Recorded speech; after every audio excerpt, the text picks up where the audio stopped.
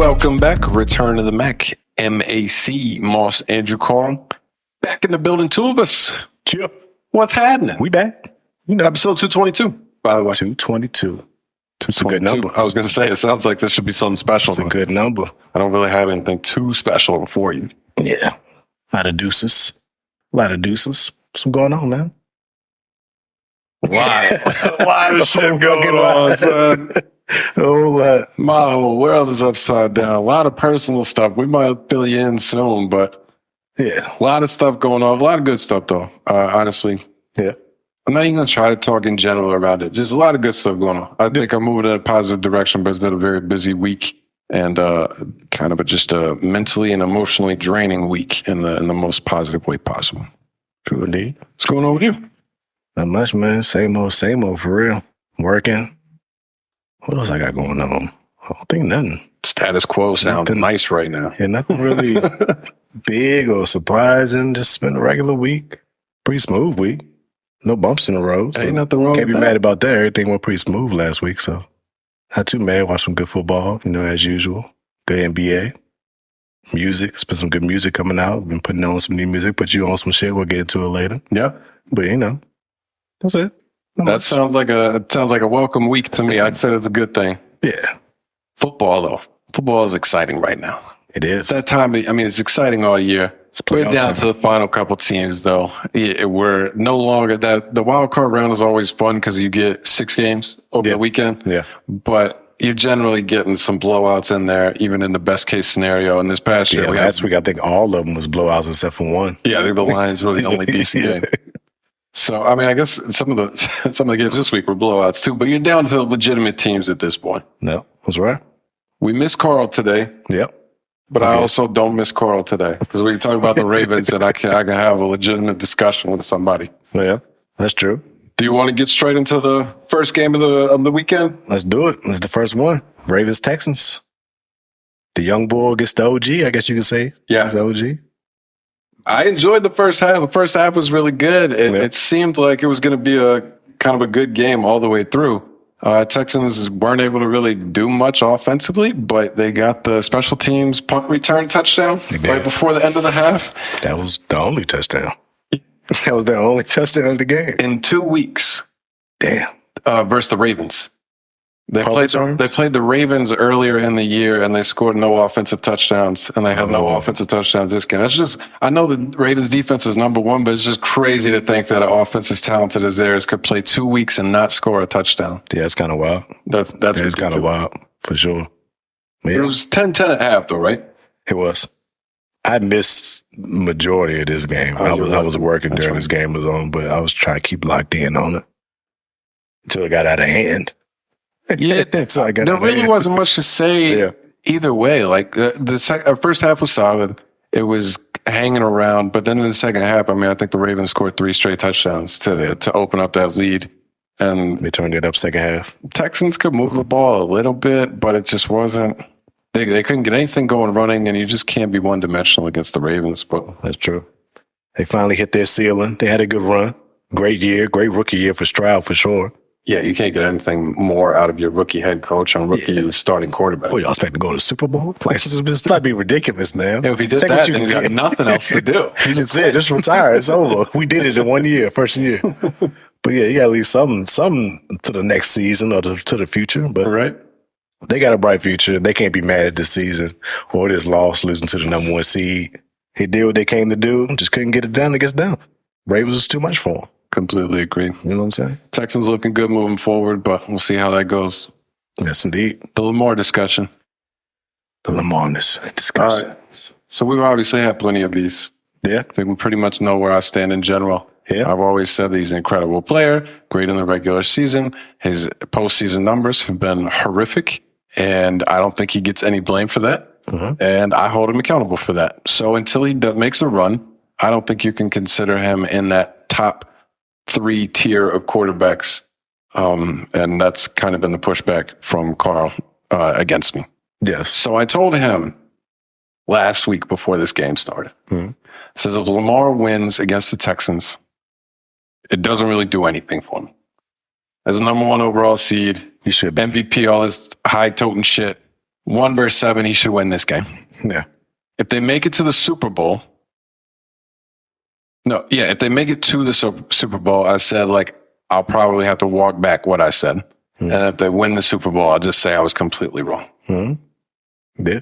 I'll kind of stand by that. Because if he wins the Super Bowl, then I think I would have to put him in the top 3. Yeah. But when it automatically. The thing and MVP. You're definitely going to get the MVP. multiple MVPs at this point. The thing for me, though, that I can't get over, and I still think this is a legitimate take to have and not just say that I just won't admit I'm wrong. Right. Go ahead. When it comes to my personal preference, I think the quarterbacks that have the ability to sling the ball all over the field is the best version of a quarterback. Okay. When you talk about Mahomes, Allen, these guys, if they get behind early, they have the ability to still make a big comeback. If they need to put up a bunch of points, they could do that. I think their ability to do more things is better than what Lamar has. Is an insanely unique talent that is special to him. Yeah. That his ability to run makes him near impossible to play.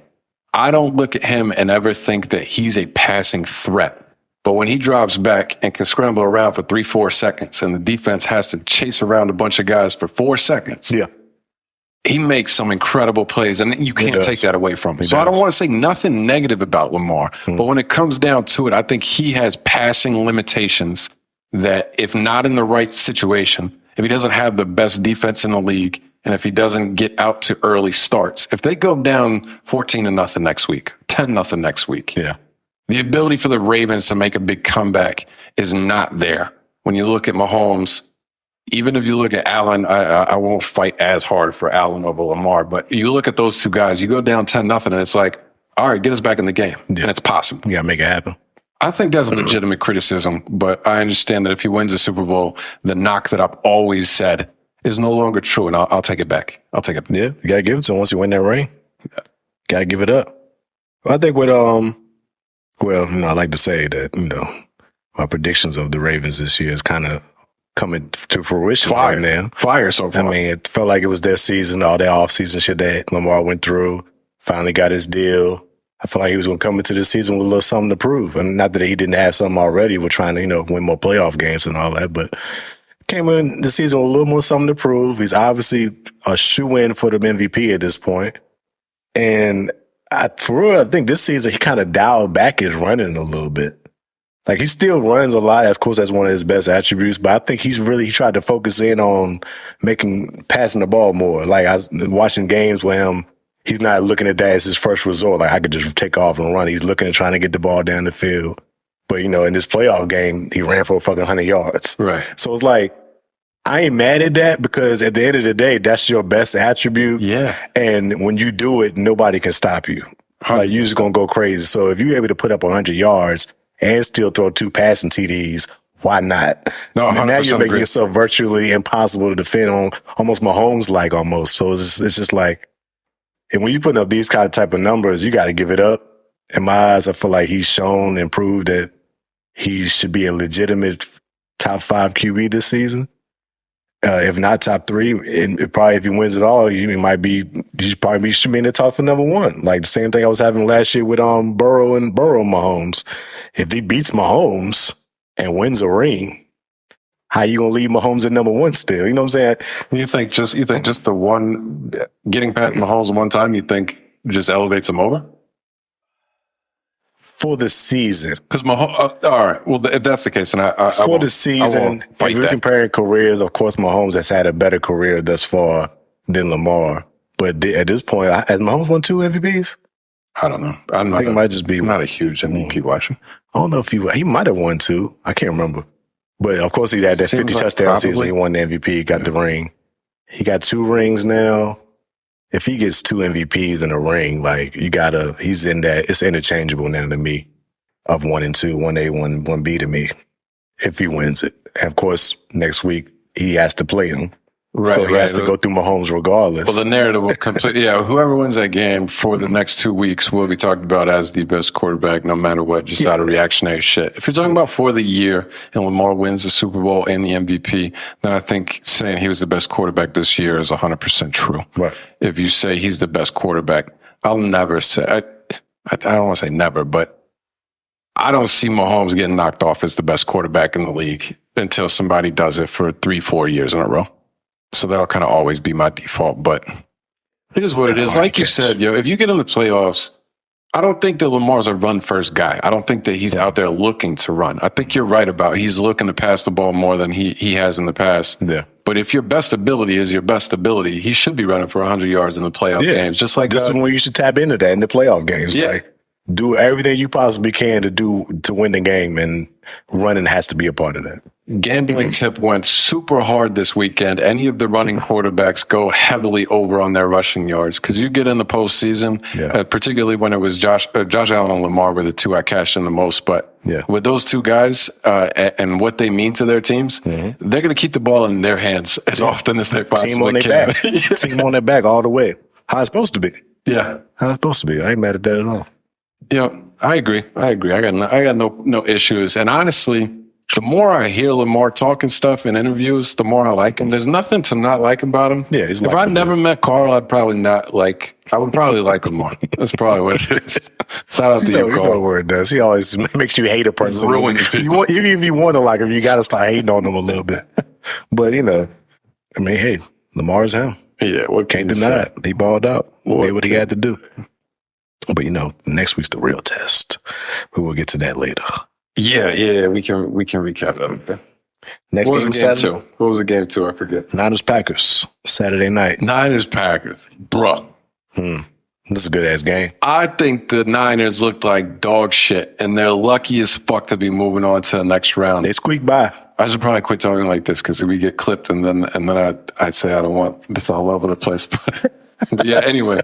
I thought the Niners looked terrible, to be honest. Purdy didn't look very accurate in the rain. They kept talking about that. They talked about it enough that I believe it at this point, that he has like a legitimate rain problem.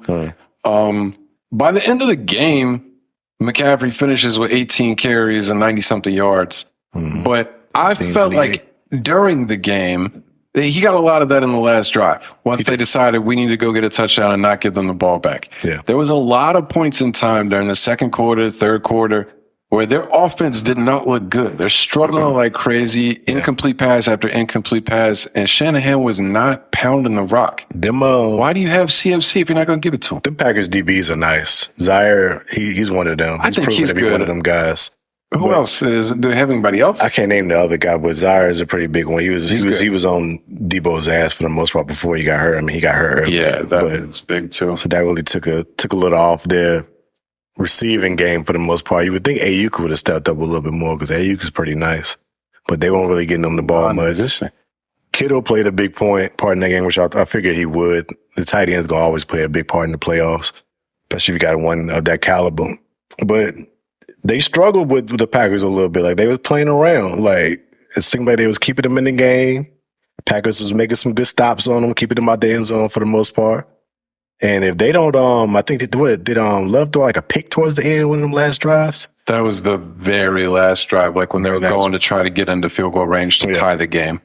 If that don't happen, it could be overtime. It could be a different outcome. To me, like, you never know what could have happened with that. Like, they could have got knocked off. So they luckily squeaked by and got the dub, but Jordan Love is showing that he's another guy. He's another guy that's going to have a nice, bright future. And it's hard to deny the way he did his thing in these playoffs and this season. Being his first season starting all the way through. It's ridiculous. He did his thing.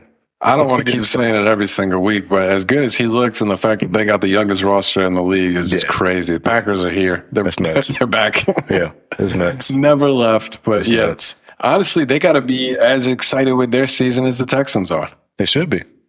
Those are going to probably be two of the up-and-comers, but having a QB that with some promises, it's got to feel great, right? I don't know. It's got to feel I don't remember. It was in 8th grade. Hopefully we'll get into that, but it's just like, hey, Hey, they lucky, man. It's few and far between Y'all finding about a to be franchise good. QB, man. You're about to be good, son. We might be. I mean, I'm hoping we make the right choices and do what we got to do. I'm just hearing a lot of bullshit last couple of weeks that I ain't liked. Oh, you didn't see what your coach said, though? I did see what he said. I don't even remember what he said, but he was like, we're going to take a really important position and read into that how you feel. Yeah, it was like, he said, y'all getting that quarterback. He said that. And then I've been hearing like, people saying they might. They're not saying they're going to running back with Mac, but there's been a lot of talks of keeping them to having them compete for the starting position next year, no matter if we draft a QB or not. I ain't going to say I'm mad at it, but at some point it's just like, all right, how many more chances and opportunities you want to give? Like, I ain't mad at them letting them compete, but you shouldn't assure him a spot. He should definitely have to fight to at least be a backup, if not be on the team at all. So I don't like those talks. I'm hearing a lot of talks of us drafting Drake May. Don't like that either. I think he's a boss. You think you like him? Yeah. You think he's good? I ain't seen much of him. But I'm not a quarterback analyst guy. I listen to what the people say, and the people have just raved so much about him and Caleb Williams that I have a hard time seeing that everybody else is wrong. That's just, and the talk has always been that if Caleb Williams wasn't in this draft, that he's number one, that Drake is number one. Oh, wow. So okay. I think I would be excited about that if I were you, even if it's just for the possibility. Maybe about to check in more. You know, I'm all in on us getting us a black QB. Like, guys, the black head coach now, first time ever. Yeah. Now it's the first time ever for us to have a starting black quarterback, and we got a couple of them in there. It's pretty good to pick up. So I would feel a way if we didn't go grab one of them and then go grab a Drake May. It's like, oh, y'all still found a way. Y'all still found a way to get back to it. But if you say he's as good as he's supposed to be, then I shouldn't be too mad at it. That's what I hear. I haven't done a lot of research on him. I just have my eyes set on either Caleb or Daniels. You guys have done well with white quarterbacks. I don't know if you knew that. I mean, with one. With one. The one. With one. He's done really great with one, but, you know, it's time for a change, you know. I'm pretty anti the quarterback competition in general. Yeah. I think the quarterback position is so predicated on confidence, and particularly as a young quarterback. Yeah. I think you either bring in a rookie that is obviously going to sit behind the veteran starter like a Aaron Rodgers or something like that. Yeah. Or if it's a young guy like, I cannot get McCorkle out of my brain. Carl's fucking me up. McCorkle. What the fuck is his name? Mac Jones. I can't get, if you got Mac Jones and he's still so young into his career. Yeah. I don't want the new quarterback that you're drafting coming in and being like, yo, do I got to compete for this? Not because I don't want him competing, but it's whoever gets to start. Your fan base is going to call for the other one as soon as there's a couple of bad games. I just don't like messing with that. Yeah. Get one out of here and let's turn it clear over to one person. Because I don't want them to give him false confidence like he could be the starter again. Like, I don't even want him to have that in his mind, like, I could win this job back. Yeah. Like, we didn't give you your opportunities, and you got benched for the last 6 weeks, or however long 7 weeks has been. You haven't been playing. We decided to go with Zappy to finish off our season. That should let you know you don't have a chance at starting for us again. Yeah, I don't know why y'all even keep him at that point. Yeah, because if there's even a possibility that he could be sticking around, then I would say you got to run him out there those last 6 weeks, right? And like fully get to see everything. Yeah, that's kind of y'all cut him off, so don't give him another hope to win the position again. Like, why even do that? Why even bring that into it? You bring in the guy, you drafting the guy. We drafting the guy as a third pick. There's no reason why you should ever feel like, oh, Max still has a chance. No, he don't. He don't have a chance. Yeah. Get him out of there. Get another, veteran backup or somebody to bring in that makes sense. And I wouldn't be mad at that. But, I don't know how we got in the pictures, but yeah. I don't either, but it's okay. You want JT Daniels? I want Daniels. Yeah. I think I like Daniels the most. I don't think Caleb going to make it to us. I think the Skins or the Bears will snatch him up. So I like Daniels a lot. I think he would fit what we got going on. I think he worked well with our coach. I think it would make sense. See a lot of people saying shit like we should draft Marvin Harrison and just, make some other shit happen. No. He's supposed to be that dude. He is. But if you don't have anybody to give him the ball, it just doesn't matter. If we ain't got a quarterback, it doesn't matter to have him on the team. Like, I love to have him. If it was a way we could finagle to get a QB and him, would love it. Never gonna happen, but I would love for that finagle to happen. If you could take so I had seen early on that Daniels was not considered like a top 10 draft pick. I don't know why that would be the case since he just won the Heisman and everything. Right. But if you could get Harrison with your 3rd overall pick and then take a quarterback in the 2nd round, that is still like the next group beyond Drake and Caleb, then that would be a pretty exciting move, I would imagine. It would get 2 heavy hitters, but we'll see how that goes. Yeah, we got plenty of time for draft to play out however it plays out. Yes, indeed. Sunday. Bucks Lions. Honestly, this is the game both of these games on Sunday were the ones that I was most excited about. Yeah. 2 big games, real big games. I didn't really expect the Bucks to have a chance, and they played a lot closer than I expected them to. But that Lions offense has just been too good in the playoffs. They were just putting up touchdown. Whoever they loaded, man. The offense is crazy. Like they got person everywhere. Like it's hard to understand who's gonna really get off because they all kind of do their part. Yeah, like it's never just one guy that's just going crazy. Like they do the dual running back with Gibbs and Montgomery. That's just awesome. Like you got 2 great running backs in the backfield. I can't get past it. I don't want Montgomery there. Why you don't like Montgomery, man? I don't I don't like him because you look at his numbers this year. He put up crazy numbers. Yeah, he was incredibly good. It's no knock on him. I just think Gibbs is so special that it's a crime that he gets so many carries not going to him. Yeah. He is lightning in a bottle. As soon as he touches the ball, it could go for a touchdown every time. Yeah. We appreciate those 5 yards that you get us from Montgomery. Them joints are hard. Yeah. But this motherfucker could go for 90 anytime he touches the ball. It's crazy. He can. That's why I think it's so great to have both. Yeah. That's like you got the best of both worlds with these backs. To me, like power and speed. You can't go wrong with that. And so I mean most of the better teams have a great dual running back situation. So it makes sense what they got going on. But they fine. They got Laporta, Amon-Ra, Jameson Williams. I like him. He's a little fast, speedy guy, but he's being part of the offense a little bit more in these playoffs. But they got guys, man. Just those top 4, the 2 running backs, St. Brown and Laporta, are enough in and of themselves. St. Brown I think he's going to end up being one of those guys that you look back and it's going to be difficult to statistically look at his numbers and say that he wasn't a top 3 receiver during like his time. Yeah. But he's a little guy. He makes the kind of over the middle catches and stuff, but he makes the strong catches too. I think he's incredibly underrated. I want to say he's like Keenan Allen to me. He's not super flashy. He doesn't have a bunch of like 70-yard bomb catches that he makes, but he makes all the right catches. He's a great route runner. He's always going to find a way to get open. Stupid hands. He can catch everything. So it's just like, he's going to be one of those guys that's going to have a long career and going to be great wherever he is. He probably stay with Detroit for a little while, but he's just one of them guys that you tell he just puts in the work. Yeah. Because he doesn't have like crazy athletic ability. Right. I mean, he's got a little speed to him. Of course, he got great hands, but just his route running and being a top tier receiver at what he does is just bar none to me. Well, I've seen him on a podcast before, and once I saw that, it completely changed. It took him to a whole nother level to me. Because we see what's out on the field. But his dad is like an Olympic athlete or something like that. His brother plays for the Bears, I believe now. And he was talking about like just how his parents raised them like militaristic to be the greatest that they can be kind of shit. Yeah, and his unshakable confidence kind of thing. Like I just think his mentals are on another level that these other guys can't compete with. Yeah, you got a different mindset. Yeah. On top of all the talent. I'm a huge St. Brown fan. Yeah, he's him. I like him a lot. But the Bucks, I really was, honestly, I thought the Bucks, I couldn't believe they kept hanging around. It never felt like they had a chance because they just couldn't get a stop. Yeah. But what do you think what do they have to do with Baker?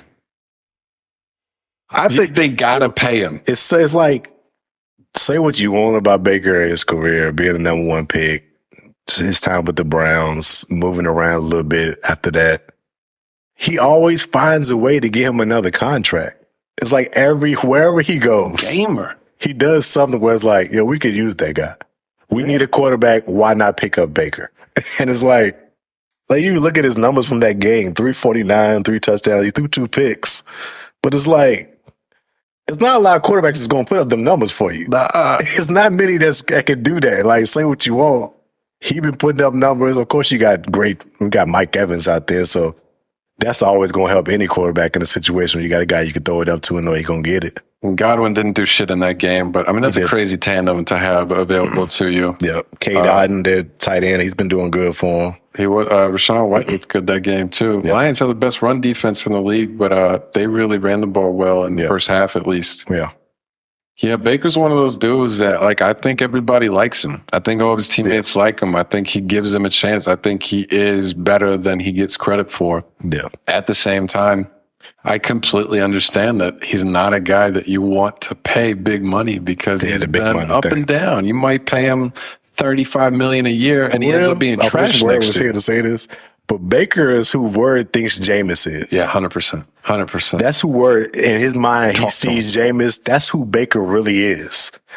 Like, so it's like, yeah, like you could say, oh, he hasn't been that great, or but he's helping teams. Well, he helped the Browns win their fucking first playoff games in 20 years. Like, that's a large feat to do. Like, when he was on the team that lost almost all their games the year before, like, he won a playoff game with them, come in with the Bucks, and has won a playoff game with them. Like, how could, like, he's good. He's good. At the end of the day, he's good. You might not want to pay him no big max contract, but if you're a team that needs a quarterback, looks like the Bucks are probably still going to be looking for a quarterback. They should bring him back. If I was them, I think you should run another year with him if you don't find anybody else better. But if you need a quarterback, why wouldn't you want to grab him up? Especially if you got a team that has weapons like the Bucks do. And some continuity. I think he's going to get some attention. Yeah. But the NFL is so weird in that if you're one of the better teams, I don't think he's a guy that you go get if you have an opening. And if you're one of the worst teams, it really goes like, let's get a new young guy. Yeah. So I think he kind of falls in a weird spot where he probably won't demand an insane contract. But if I'm the Bucks, I think I would want to negotiate something for like a 3-year contract and pay him. I'm fine with paying $30 million a year if that's what the market says Baker Mayfield gets, but let's make it 3 years and let's not lock ourselves into a 5-year decision here with Baker. Exactly. I also didn't realize he was only 28. I thought he was way older than that, bro. Still a young dude. It's crazy. That is wild. I feel like he's been in the league for at least a decade. That's what I was saying. They were talking during the game about these quarterbacks under 28. I'm like, what? Yeah, it's nuts. That blew my mind. I guess 28 and younger. Yeah, man. Yeah, I think his contract would be interesting. It's fuck the Bucks for life, but shout out to the Lions. I'm a huge Lions fan. I'm just gonna have to keep cheering for them. The story is there, man. And I have seems like it's their year. I got to hear it from Jamie anyway, so I may as well root for it and enjoy it. Yeah, you go here, you gotta be feeling super great right now.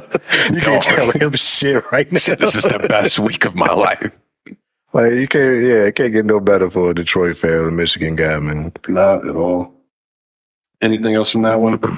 No, it was a good game. Lions got it done. They move on. Have to face the Niners next week. Should be a tough bout. Yeah, we can. We do a quick little preview of the later games after this last one, but the big one, the big granddaddy of them all. Yeah. Sunday night matchup, the game we're all waiting for. Yep. The game that lives up to the hype every single year. Chiefs and Bills. This is like New England and the Colts all over again. It really is, man. All over again. It's really crazy how that plays out. All over again, yeah. I just hope that it plays out that way. And Josh eventually gets one at some point because he can't just lose to him his entire career, particularly when it hasn't. I don't have a great recall on all these great matchups that they've had. Yeah. But I'm pretty sure that it's never been him. Like, they've never lost to the Chiefs and it's like, yo, Josh Allen played like shit today. Right. No, it was like, yo, the game was crazy. They're going back and forth and the kicker blew it. Or this bad call happened or the defense couldn't get a stop. Like, a lot of people have been trying to blame Josh Allen. I know it was like a couple passes. I think they said Diggs was wide open on the last drive. Somebody else's. It was a couple passes. Diggs dropped a 70-yard bomb. He did drop that one. It was like, yeah, you could say he missed a couple guys. A couple guys dropped some balls like that Diggs ball, but you can't say he didn't do all that he could to win that game. You know what I'm saying? Like, he did all that he could do and still came up short. It's tough to see. I seen them putting up, speaking of like the Peyton and Brady thing, they was comparing like I think this is the third time they met in the playoffs or something like that. Yeah, I think so. It was like the third time was the time that Peyton finally beat Brady. Oh, really? And then he had went on to win that championship. So they was lining it up like this might be that year where they finally get that ring and make that run. Couldn't get the dub. So history is not going to repeat itself, at least not this year. But at some point, he's got to get over that hump, man. It's a steep hill to get up. You got to beat Mahomes, so he don't usually lose unless it's Brady against him. That's what it seems like. Right. It's the only person that he hasn't been able to beat, and Brady's retired now, so he'll never get the opportunity again. But it's tough. It's tough to see. Like, what can you say? I just hope. Well, I ain't gonna say I hope because I don't give a fuck about the Bills shit crushing down, but it's gonna get to a point where they're gonna start splitting them up.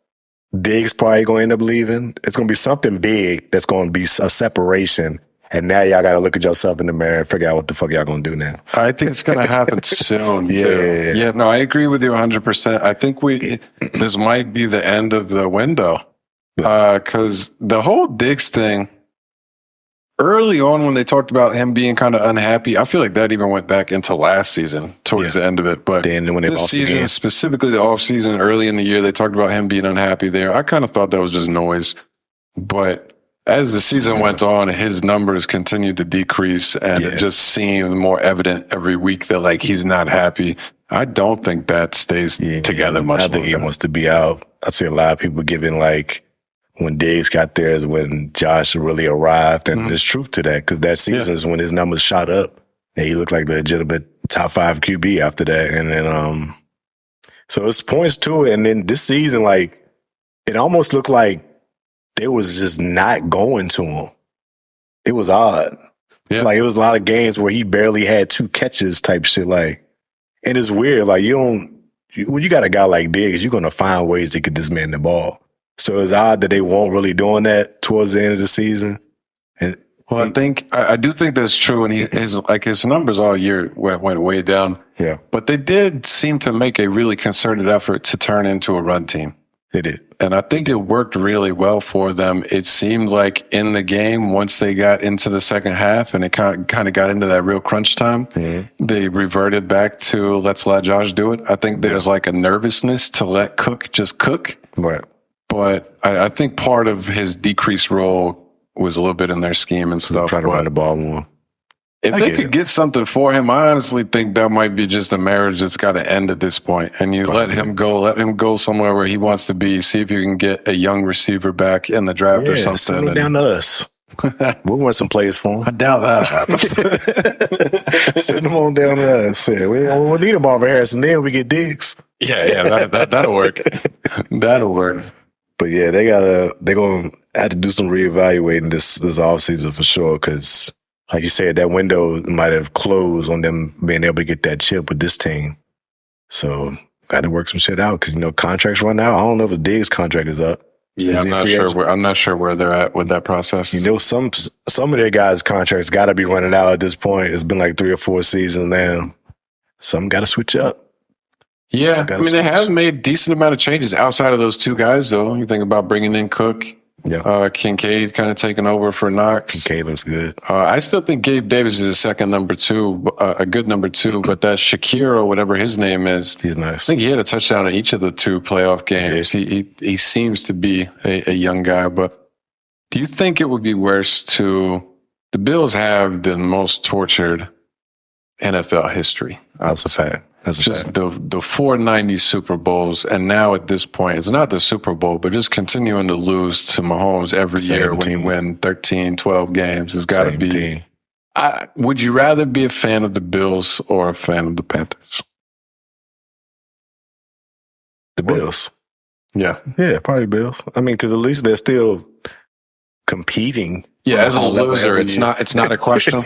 I was just curious if other winners would be like, I don't know, man, losing at the end is just demoralizing.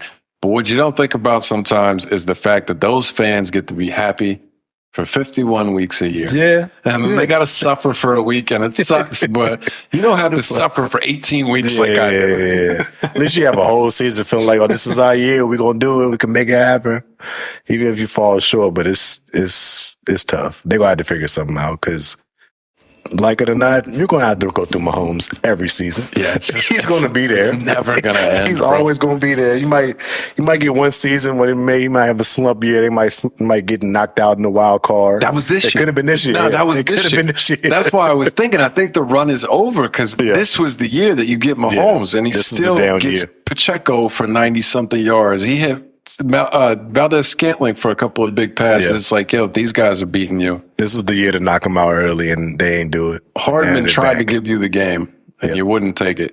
Yep, he did. He had 2 fumbles in that game. Am I remembering correct? I think he did that too. I don't know why he ever would touch the ball. It's bad, particularly after the first fumble. Look, we talked about this before too, but the Chiefs, it's cool all the stuff that they can do. Yeah, it was too. But the amount of time that they get cute inside the 5. Yeah. What are we doing? It used to be just like, yo, you got Kelsey and Mahomes. What are we doing? Now you got Pacheco as well. Yeah. Why is Mecole Hardman touching the ball inside the 3? Run the ball. Fucking. You heard about they gonna change that rule? I don't think so. I hope they do. I don't like it. I hope they don't, but it's like, all right, are we going to do this every playoffs? When something happens, something critical happens, we're going to change the rule on that play every year. Like, you can't keep doing that every year. Well, that play though gets every time it happens, like even in the regular season, it seems like that comes up as a discussion. I think that's like a legitimate rule that people don't like. But I also saw some good arguments for it on Twitter this week. Like what? Just the fact that I've always kind of thought about it like if there's a fumble anywhere else on the field, you would never have it go out of bounds and just be like, oh, the other team gets it now. You should have kept a hold of it. So that makes no sense to me. At the same time, the end zone is a special part of the field. It is. Most special part of the field. If you're willing to risk reaching it out, which is always when it comes out, then that's the risk you take. There's no risk if you just get the ball back right where you started. So I do feel like there has to be a penalty. It just seems too harsh. I don't know. Maybe if you fumble into the end zone, it's a 10-yard penalty or a 15-yard penalty or something. Yeah. I would like that more where it's a penalty, but it's not. It seems excessive to just take the ball and it's the other team's. Yeah, a little bit. I mean, I don't have an argument for either side. I mean, I think it's just be what it is. Leave it as it is. Leave it as it is. Like, everybody knows this is what it is. If you fumble in the end zone, you're going to lose that ball. Like, stop reaching out. Go down and run the next play. It's inches now. Like, you got another play to run it. Like, second down, you don't have to get it this play. You don't have to score this play. Like, go down. Now it's second and inches. Y'all gonna get in there. Like, it's all right. Like, but so people just we can't keep making new rules every offseason. Like, agreed. They just need something to talk about. Yeah, it is what it is. Going into next week, though, or I guess this week. Yeah. So the Niners, Lions, have you heard anything about Debo? Is he like definitively out in? Nobody knows. They ain't saying nothing definitively. I think he had an injury like this mid-season. It was like a shoulder injury or something, and that had him out for like 2 weeks. They're saying like, we don't think it'll be that bad. We can get him back. So I think they're going to try to rush him back. Yeah, for sure. Because, of course, you're going to need a guy like Debo in a playoff game division. Well, the NFC Championship, what we're talking about. This is one of the biggest games of the year. So I think they're going to try to rush him back. I don't know how serious it is. They're not talking about like it's crazy serious. But again, he had the same injury during the season. They had him out for 2 weeks. So if you're trying to rush him back after having the same injury, I don't think he's going to be 100%. Yeah. He's going to definitely be like a shell of himself a little bit. But so I don't know. I mean, but you got to have him in there. I can't see you if you got to try. If you have the opportunity to have him play, like I can't see you like, we'll just sit the tune out. We'll get you in the Super Bowl. Nah. It's now or never. You got to get it done. Yeah. So I don't know. It's tough. It's a tough call. I'm really torn on that game because Jared Goff, his numbers at home versus on the road were drastically different. He's a guy that's been criticized in the past about playing in the elements, the California dude. Yeah. In Detroit, he's playing in the dome. So I'm a little bit concerned for him, given the Niners defense as well. Yeah. But the Niners looked so shit last week. I really lost faith in them. It did seem like Shanahan kind of panicked, I felt like, in some of his play calling. Debo's hurt. CMC is that dude, but he was rubbing all over his leg and stuff throughout the game. And the Lions have a legitimate run defense. So I don't think that the Niners are going to have just an easy time scoring. I think I might roll the dice on this one and go the upset. Big upset. I think the Lions are going to the Super Bowl, dog. It's the Lions' year. I don't care who wins this game. I'll legitimately be down either way because I got a bunch of bets on the Niners in the Super Bowl. But what do you think? The Lions are the clear fan favorite this playoffs. Yeah. They've had a long drought, 30 years without a playoff win, and now they have 2 under their belt. Momentum. NFC Championship against the Niners in San Francisco, correct? Yep. San Francisco doesn't have bad weather like that. That's a good point. Having bad weather, I think the weather's pretty going to be pretty I'm an nice. idiot. I said he's a California guy, can't play in the elements. Yeah, and then it's going back to California. So I don't think the elements will be... Oh, I'm all in on the Lions, baby. Hey, if it's anybody that's got a chip on their shoulder, it's fucking Jared Goff. Dan Campbell. Dan Campbell, too. Dan Campbell, too. A couple of kneecaps bitten off and all that. But even like the Rams game, like he came in that game hot. Like you could tell, like he feel like he has a point to prove. He's been a part of this franchise for the last 2 or 3 years now. When they was horrible starting off, and now they're a contender for the chip. I think they can get it done. I think it's all making sense lining up for them to get it done. Last time he was in the Super Bowl was against us, lost. Ended up getting traded because he lost in the Super Bowl. Yeah, that's tough. Which is nuts. That's a chip on your shoulder there for sure. And now you're on the team that has everything right in front of them. It's like it's theirs for the taking right now. I think they can make that shit happen. So I'm going with Detroit. Let's get it done. If the Niners come out there and beat them by 10, I won't be super shocked or anything. Yeah. But I think the momentum, I think everything is headed in the right direction for the Lions. And I think this is just something that happens in the NFL. You get that momentum rocking. It's a one game. It's not the NBA playoffs where you got to beat some team 4 times to get past them. Yep. You got to come out there, buck somebody up in the first quarter and make them play on their heels the whole rest of the way. I think they're going to do that. That's right. That's what you got to do. Got to make it happen. I agree. What about game 2? Game 2. Well, I guess it's the opposite, but Ravens Chiefs. This is another matchup I'm excited to see. This game is both of these games are going to be incredible. You can't get like I don't think anybody will. I guess you could say the Ravens and the Niners. Of course, you expect them to be here. Probably the Mahomes too, but you can't get no better matchups in these championship games. To me, I feel like both of the teams, all 4 of the teams, make sense. They all deserve to be where they at right now. Now we're getting to see MVP winner, probably most likely against the former MVP last season. What did he win last season? Mahomes won last season, right? I can't even fucking remember. All just run together. He probably won them the last 3-4 years. Yeah. But it's gonna be great. Where's the game at? Is the game in Baltimore? Because they're the 1 seed. Game is in Baltimore. I'm sticking to my pre-prediction of the Ravens going all the way to the bowl. I think they'll get the Chiefs up out of here, man. Just because we've seen the Chiefs struggle this season, probably the most we've ever seen them since Mahomes was taking over the helm. And they beat the Bills barely, but, they got it done. I think the Chiefs is going to be able to knock them out. I mean, the Ravens are going to be able to knock them out. I'm going with the Ravens. I'm sticking with the Ravens. I think they can get it done. I unfortunately agree. That defense is legit. So there's 2 reasons why I think the Ravens are going to win. And the one is the defense. Like you were talking about, the Chiefs offense is capable still, but they're not that crazy, explosive Chiefs offense from before. So I think the Ravens defense is very legit. And I think they're going to pretty much shut them down pretty well. The other thing is the Bills just ran all over the Chiefs. The one thing they couldn't do was stop the run. They ran it 40 times for like 200 yards or some shit. That's a sign. Guess what the Ravens do really well? Fucking run the ball. You thought Josh Allen was tough to tackle and bring down in the open field. I got another guy that's even harder.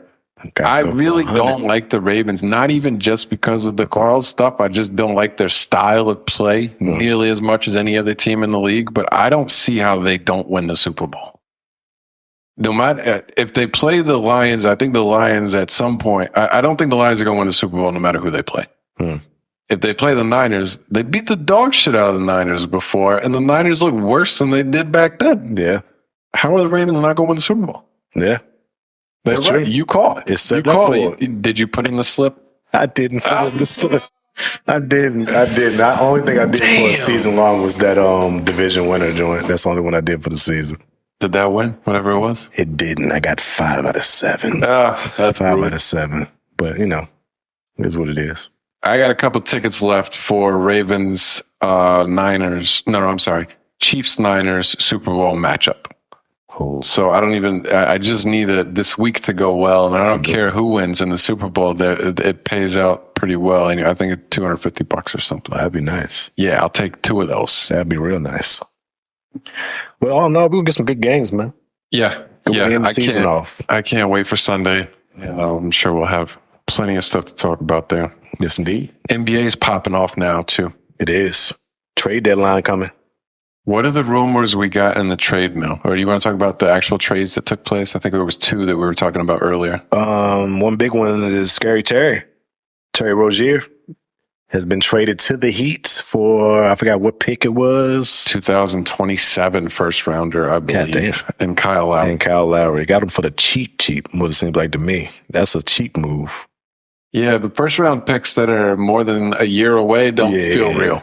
Yeah, it's like, what are we talking about? What if we go to the championship? That's a 30th overall pick. Exactly. I don't know. Exactly. So they got him for the cheap. They got Lowry up out of there. He's up in age, almost touching 40. It's crazy. So it's like, Lowry's been in the league for a fucking long time. It was ridiculous. A long time, but I got him in Nova. Yeah. Bring in Terry. I think it's a great move for them. Like, I hate it because the Heat always finding a guy that can help them in the playoffs. But Scary Terry has proven that he can do things in the playoffs when he's with us. He had some great games with us. Did he have a reputation of that in the playoffs? Yeah, he's a big shot hitter. I did not remember that. Big shot hitter, like clutch time shot maker, make some deep threes. He's just a great offensive guy to me. Oh, that's solid. All around offensive guy. They need that because they've been missing that since they got rid of they didn't get rid of. They was out of their contracts with Vincent and Strus being gone. They still got Caleb Martin there. Still got Hero there. Martin is still there? Caleb Martin's still there. That's the one they kept. Oh, I didn't. I guess I did know. I do remember Yeah, he the only giving one. him an extension. He was the only one they kept out of that. Brought in Jaime. Right, did. They did. So it is a great move for them. They're going to make that run. Yeah. They're going to make that run that they always do. It again. Yep. No matter what seed they are, don't matter. Probably knock out Philly. Yeah, they're going to be a threat to whoever they got to play in that first round. You see what they did last year, whooped everybody. But had you seen Rozier's numbers this year? He's having a career year. He's been balling. Yeah, career high in points and assists. I didn't realize that. I think of him as like from the Celtics, of course. Yeah. And once he went to Charlotte, I just forgot about him. Yeah. I mean, that tends to happen. Exactly. Yeah. And football as well. Yeah, we traded him. That's why we got Kimba.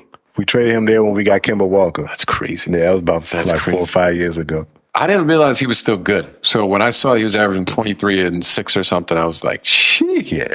That's like a potential all-star. He's an official bucket getter. Like, that's what he does. So that's impressive.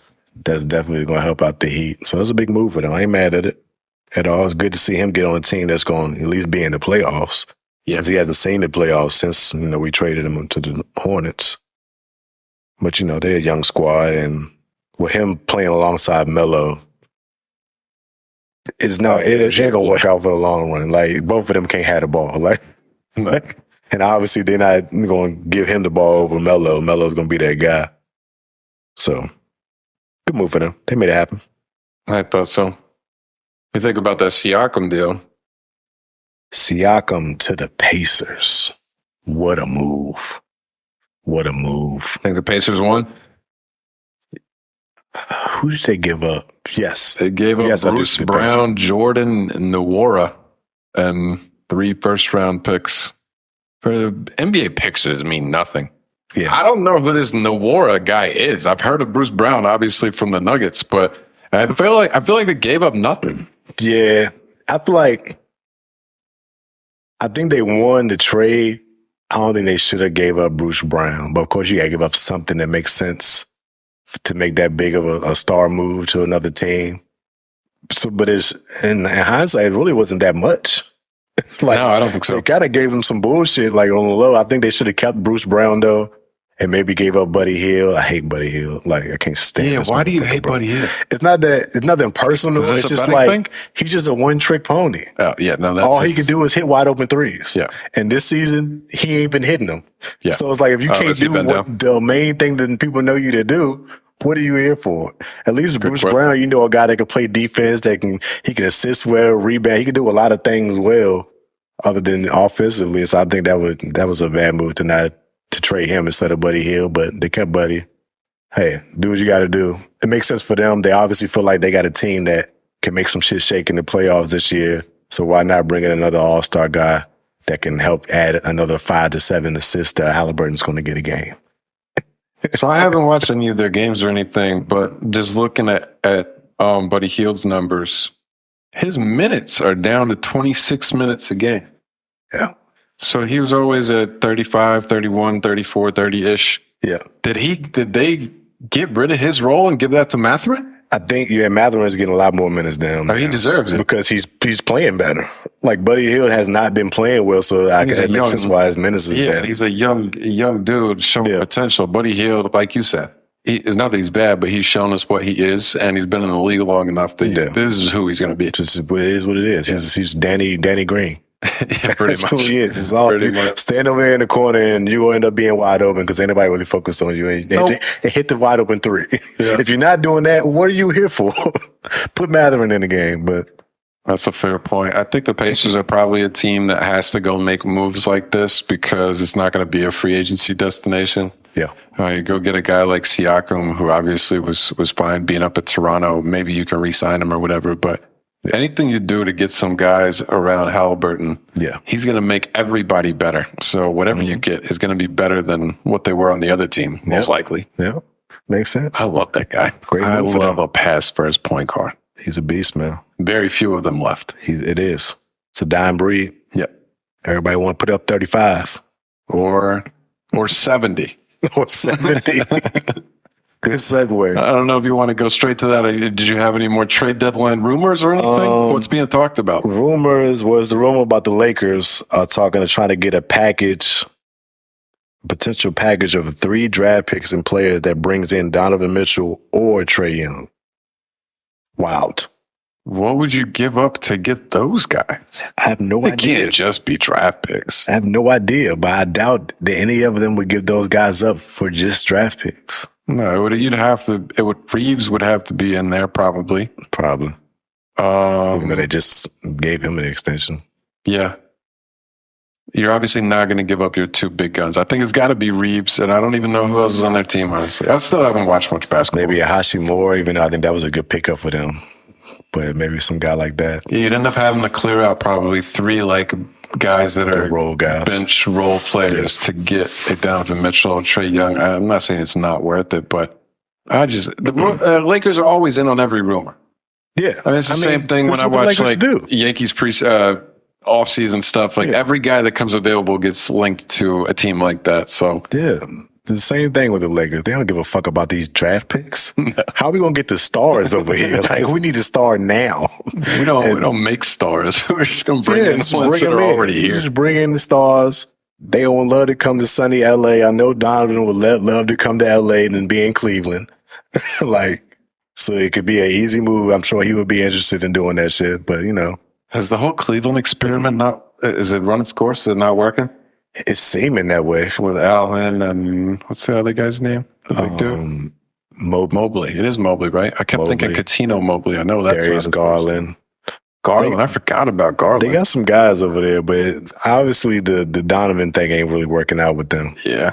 So I can see why he's in the rumors to be moved out for a little bit, but I don't know how I feel about Donovan Mitchell. He's obviously he's super talented, but he I feel like there's a ceiling on what he can do. A little bit. He's going to get you buckets, but I don't think of him as a guy that really improves the offense as a whole. It's more like we can count on him to go off sometimes. Yeah, that's usually what it is. Yeah. You expect him to go, is he going to go for 40 tonight? And if he don't, He'll give you a little 20, 23. Right, right. It's just like, and he's not dropping really dimes on those nights. He's not doing everything else. It's just, I score.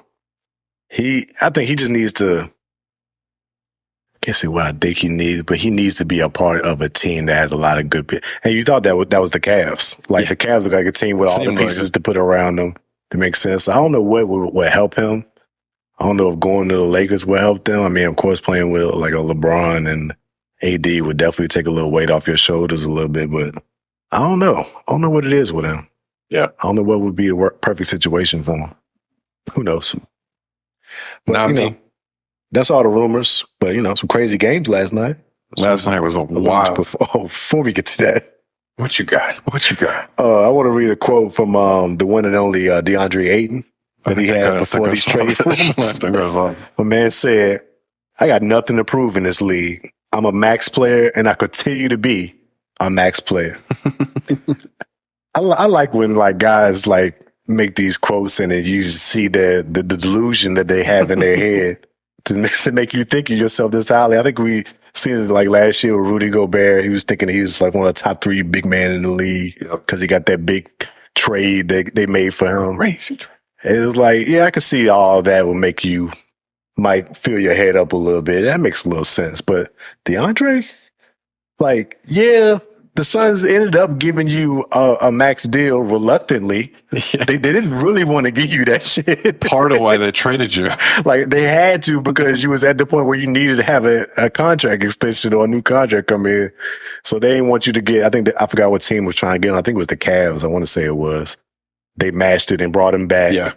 And then for that whole season, he was in trade rumors to be traded. And then what happened? You got fucking traded. Yeah. Got traded to Portland because they brought in KD and Bradley Beal.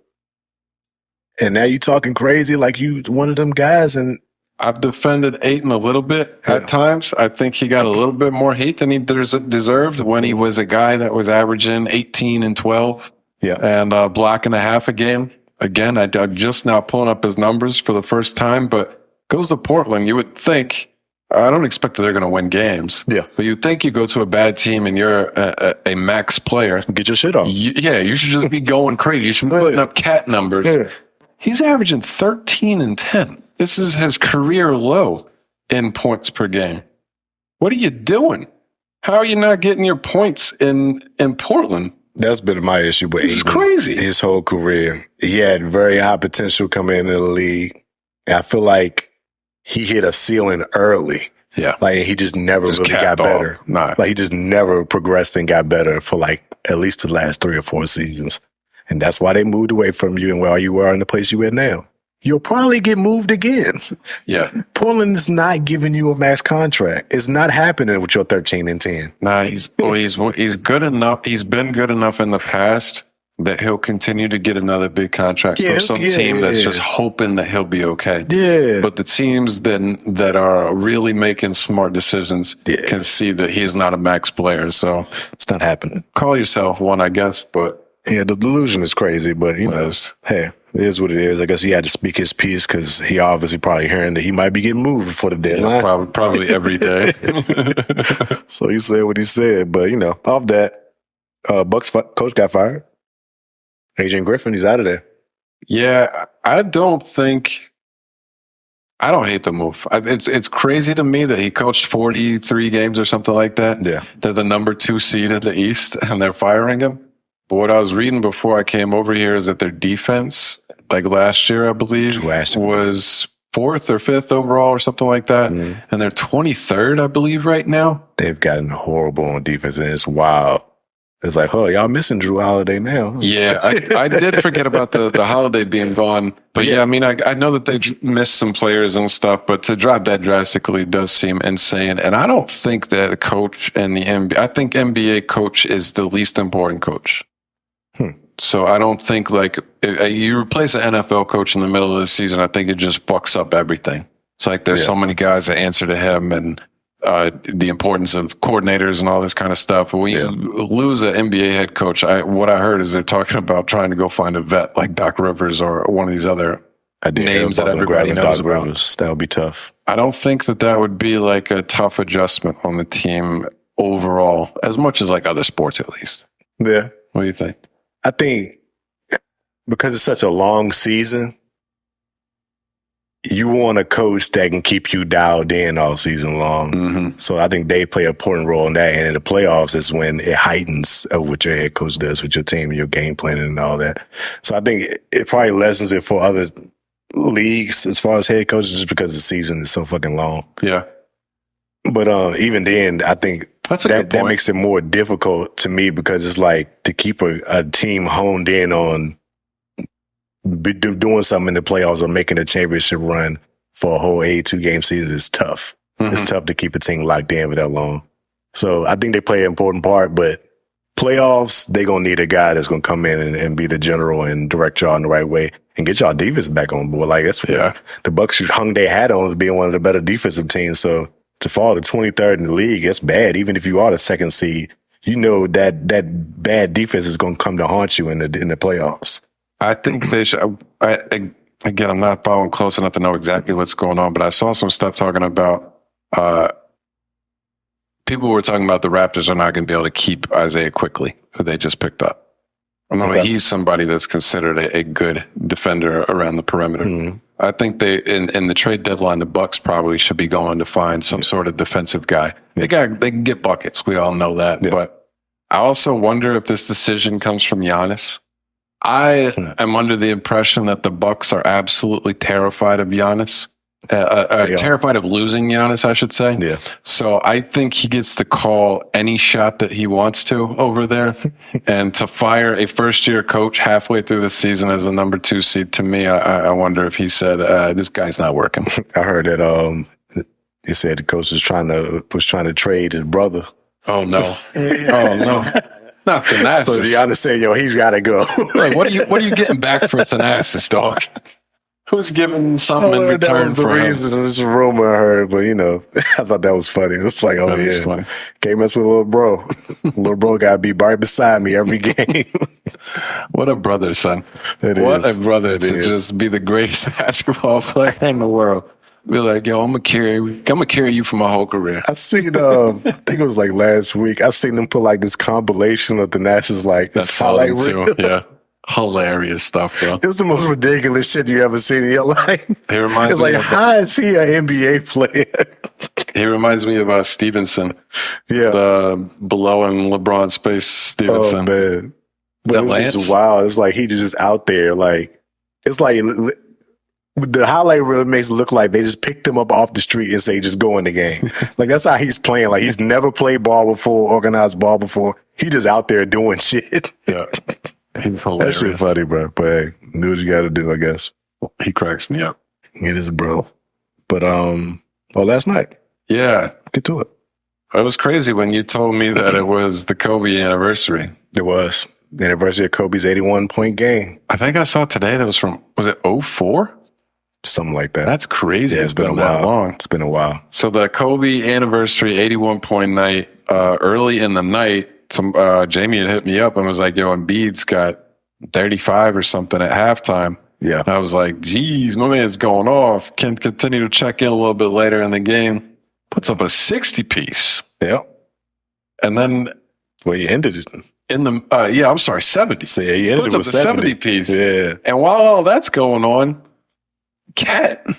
Karl Anthony Towns is 45 at halftime. Yeah. I'm like, yo, is Embiid about to have the night of his career and then get overshadowed by KAT? That would have been nuts. That would have been. What did he end up finishing with? It was like 62 or something? 62. Hell of a game. Yeah. Oh, before we get back to Embiid, though, did you see the ESPN post on Instagram about that Karl Anthony Towns game? Oh, about each quarter he scored? Yeah. Yeah, I did see that. This is prime Karl Anthony Towns, in my opinion. This is my issue with Karl. He's a fucking front runner. And I know that this proves both of us right in our eyes. Yeah. It confirms what you believe as far as him being a front runner, and it also, to me, confirms that this man went for 62 points, and ESPN highlighted that he had a bad fourth quarter and that they lost. That should not be the takeaway from that game. That should not be. Not? Hell no. There was interviewing the coach about it, and the coach was like on the team's ass, like, yeah. y'all really like was just trying to continue to feed Cat, and we blew a 15-point lead and lost the game. I didn't realize they blew the lead. Yeah, they blew the lead because they kept feeding him, and he was off by the fourth quarter, and they just kept feeding him because he was scoring so many points, and they ended up blowing the lead and losing the game. That'd be my issue with Cat. It's like, obviously you have this ability. To score 62 points is crazy. Right. In one game. It's just crazy to do. Like, not many people that can fucking do that shit. You got this much ability of talent. Y'all the number 1 seed. There's no way y'all supposed to lose this game. There's no way you're supposed to lose this game. Like, it's just wild to even think of. That's fair, but you don't think it's wild. You don't think it's wild to look at the box score. Yeah. Be like, Cat has 62 points on 10 threes. Well, I'm an Anthony Edwards guy. Yeah. Anthony Edwards went 3 for 11 with 9 points. Yeah. He was struggling. Like, he was struggling. I just thought it was crazy. I thought it was crazy to have a 62-point game. Shout outs to him. If you don't win, I understand that dampers everything. And it was the Hornets. Speaking of the Hornets, it was the Hornets. That's brutal. Like, come on, man. But hey, crazy scoring game. But that'd be my issue with Cat. You obviously have this. You have the ability to be the best player in the league or with your talent. Yeah. And it'd be games like this that show it. But then y'all lost. You can't lose.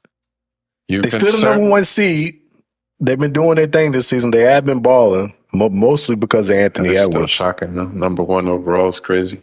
Yeah, mostly because of Anthony Edwards. But, you know, the West is tight, though. Like, all the first 6, 7 seeds are within like a game or 2 of each other. Yeah. So, but you know, crazy game though.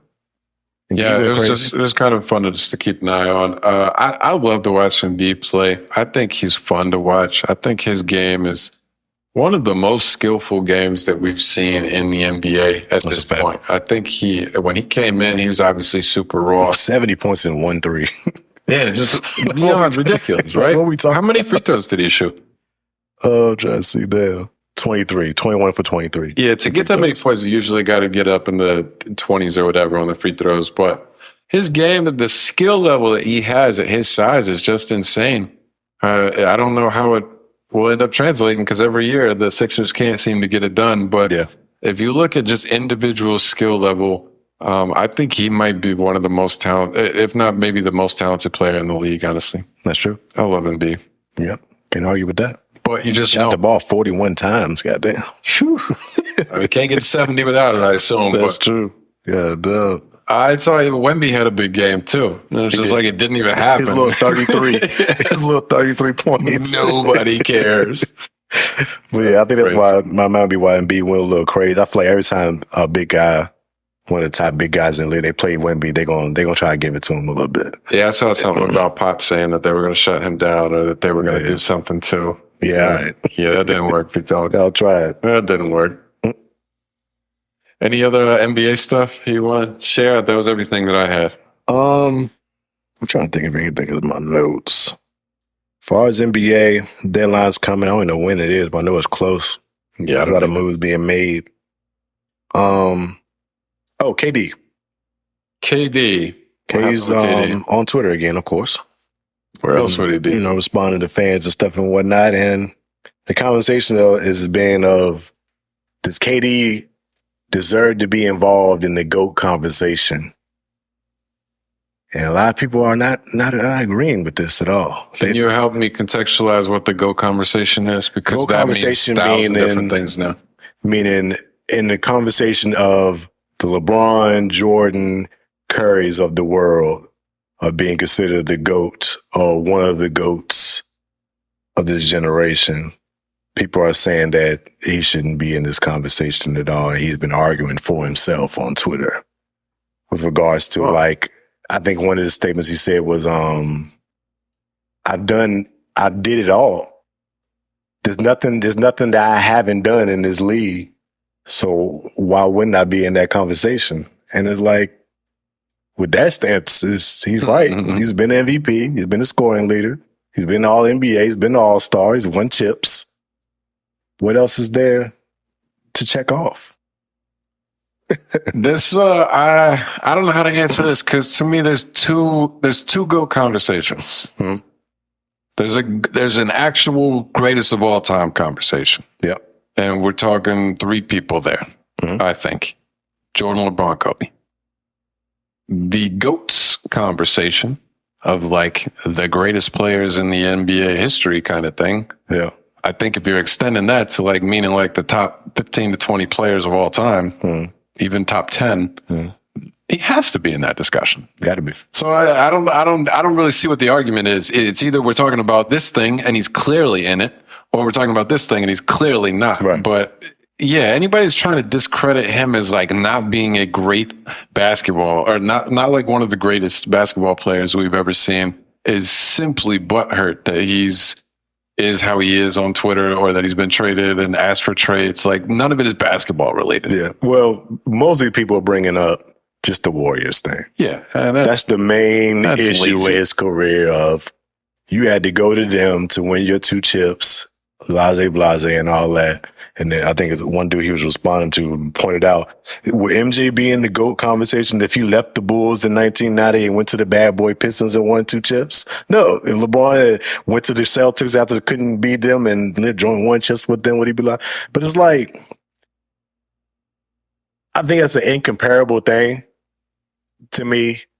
Because even when he made that choice, whether people hated it or loved it, he went to that team and was the best player on that team. Yeah. It wasn't like he went to that team and was like the 3rd guy Right. and like eased into winning this championship off Curry's back. Like when he went there, he was definitively the best player on the team with Curry there. And hard he to win the won those MVP. chips because of how he played. They gave him the ball to end those games during those playoff runs. So it's like, yeah, he went to those teams, and you could say, oh, he rode on the back of Curry and the 73-9 team before that, him getting there. Like, cool, we get all that. But they also lost. They also lost to LeBron with that record and that season, and Curry's one of Curry's best seasons. They still lost. So they obviously felt they needed a guy like KD to come in so they could beat LeBron, and they did twice. Yeah, I agree. It's not a fair comparison because, like you said, to make it a fair comparison, you'd have to say would would Jordan be XYZ or whatever if he joined the Bad Boy Pistons and was the MVP of the league and won the NBA Final MVP? Because then it's like, okay, maybe I don't know. It's like, but I don't know. Do you think is KD arguing that he should be in that other GOAT conversation? I think Jordan. So. I think that one's wild. I think that's what he's crazy for. That's crazy to me. It might be crazy just because of just 2 chips. Yeah, I don't hold the Golden State thing against him as like you can't be considered a great because of this. Yeah. But I do think what makes Jordan that upper echelon tier for me and why LeBron is number 2 is because they just dominated the game. Yeah. It's like KD's been great, but it's not like as soon as you get KD, this is the best team in the league. We've seen him go to multiple spots, and it's like, yo, they're going to be one of the best teams. But there's never been oh shit. Yeah, it's I don't know. I don't see it that way. Yeah, he hasn't done it. He hasn't won on his own teams per se, so that would be a knock. And I mean, Bulls Jordan was one of the greatest dynasty of all time. Like, so it's just like nobody has matched that yet. It gives us something to talk about, but you know how silly it is to every time somebody does anything good, remind everybody in the world that they're not the greatest. It's like, this is retarded. Yeah. It's a fun conversation to talk about who's the GOAT, who's not. But every time somebody does something good, we don't have to say, yeah, but they're not Brady. Yeah, but they're not Jordan. It's like, no fucking shit. Yeah. We saw once in a lifetime person. We don't have to bring it back to them. Yeah, these are anomalies we're talking about. You shouldn't compare nobody to them at all. That's the kind of stuff that I get annoyed with. Like, it happens with the Josh Allens, even the Lamars. These are guys that, like, we can appreciate that they're some of the most incredible athletes we've ever watched and not say, they're not Brady. They're not Mahomes. Like, shut up. Yeah, they're not. Okay. You're absolutely right. right. There's anybody else in the world. Yeah, I'm with you. It's tough. But what's up with anything else basketball? I ain't trying to push us all. I don't think it's anything else. I mean, shout out to them Celtics. I got to speak about my boys, Whole Yo, starting fuck your five. Celtics, Whole dog. starting five about to make the All-Star team, light shit.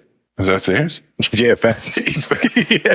That's Whole starting ridiculous. five has gotten votes to be on the All-Star team. What? That's wild. Shit is nuts. I just saw the other day that y'all were 20-0 at home. I thought that was crazy. And then, of course, they lose the game right after that. Nuggets. And I had a huge DraftKings always offers me $25 promos for NBA because I haven't been betting basketball. They bumped me back up from 10 to 25. Okay. They're trying to get you in there. Yeah, they're trying to get me back. Yeah. That night, they offer some boost for Jokic and Tatum. And my guy that runs all the math says this is crazy EV. You got to bet it. So I bet it. Guess what the limit is they offered me that game? What? 100. Offered me $100 limit on this bet. Oh. I was like, oh, fuck. Oh, they trying to get you in there. I did it. I had to. You got to do it. I did it. So I've never been so mad at Tatum in my life. He shot like 3 for 18 or some shit in that game and finished with like 22 points. It was horrible from Just three. insane. That's my only Celtic experience. I hate betting on Celtics players because It's tough to do. somebody hits every night and you never know who it's going to be. Never know. I mean, hey, we got 5 All-Stars. Yeah. So obviously, Good luck. it could be anybody that Good can go luck off picking who it's going to be. any night. So, yeah, that's been our season. But, yeah, Nuggets snapped our home game win streak. I think it was 27 games going back to last season. That's crazy. We hadn't lost at home, but they snapped it. Good team to lose to if it's going to be It's the it's Nuggets. going to end. They got us. It was a good game, though. Good game, but, that's it for basketball. Keep it So- going. Keep it going. Where we at?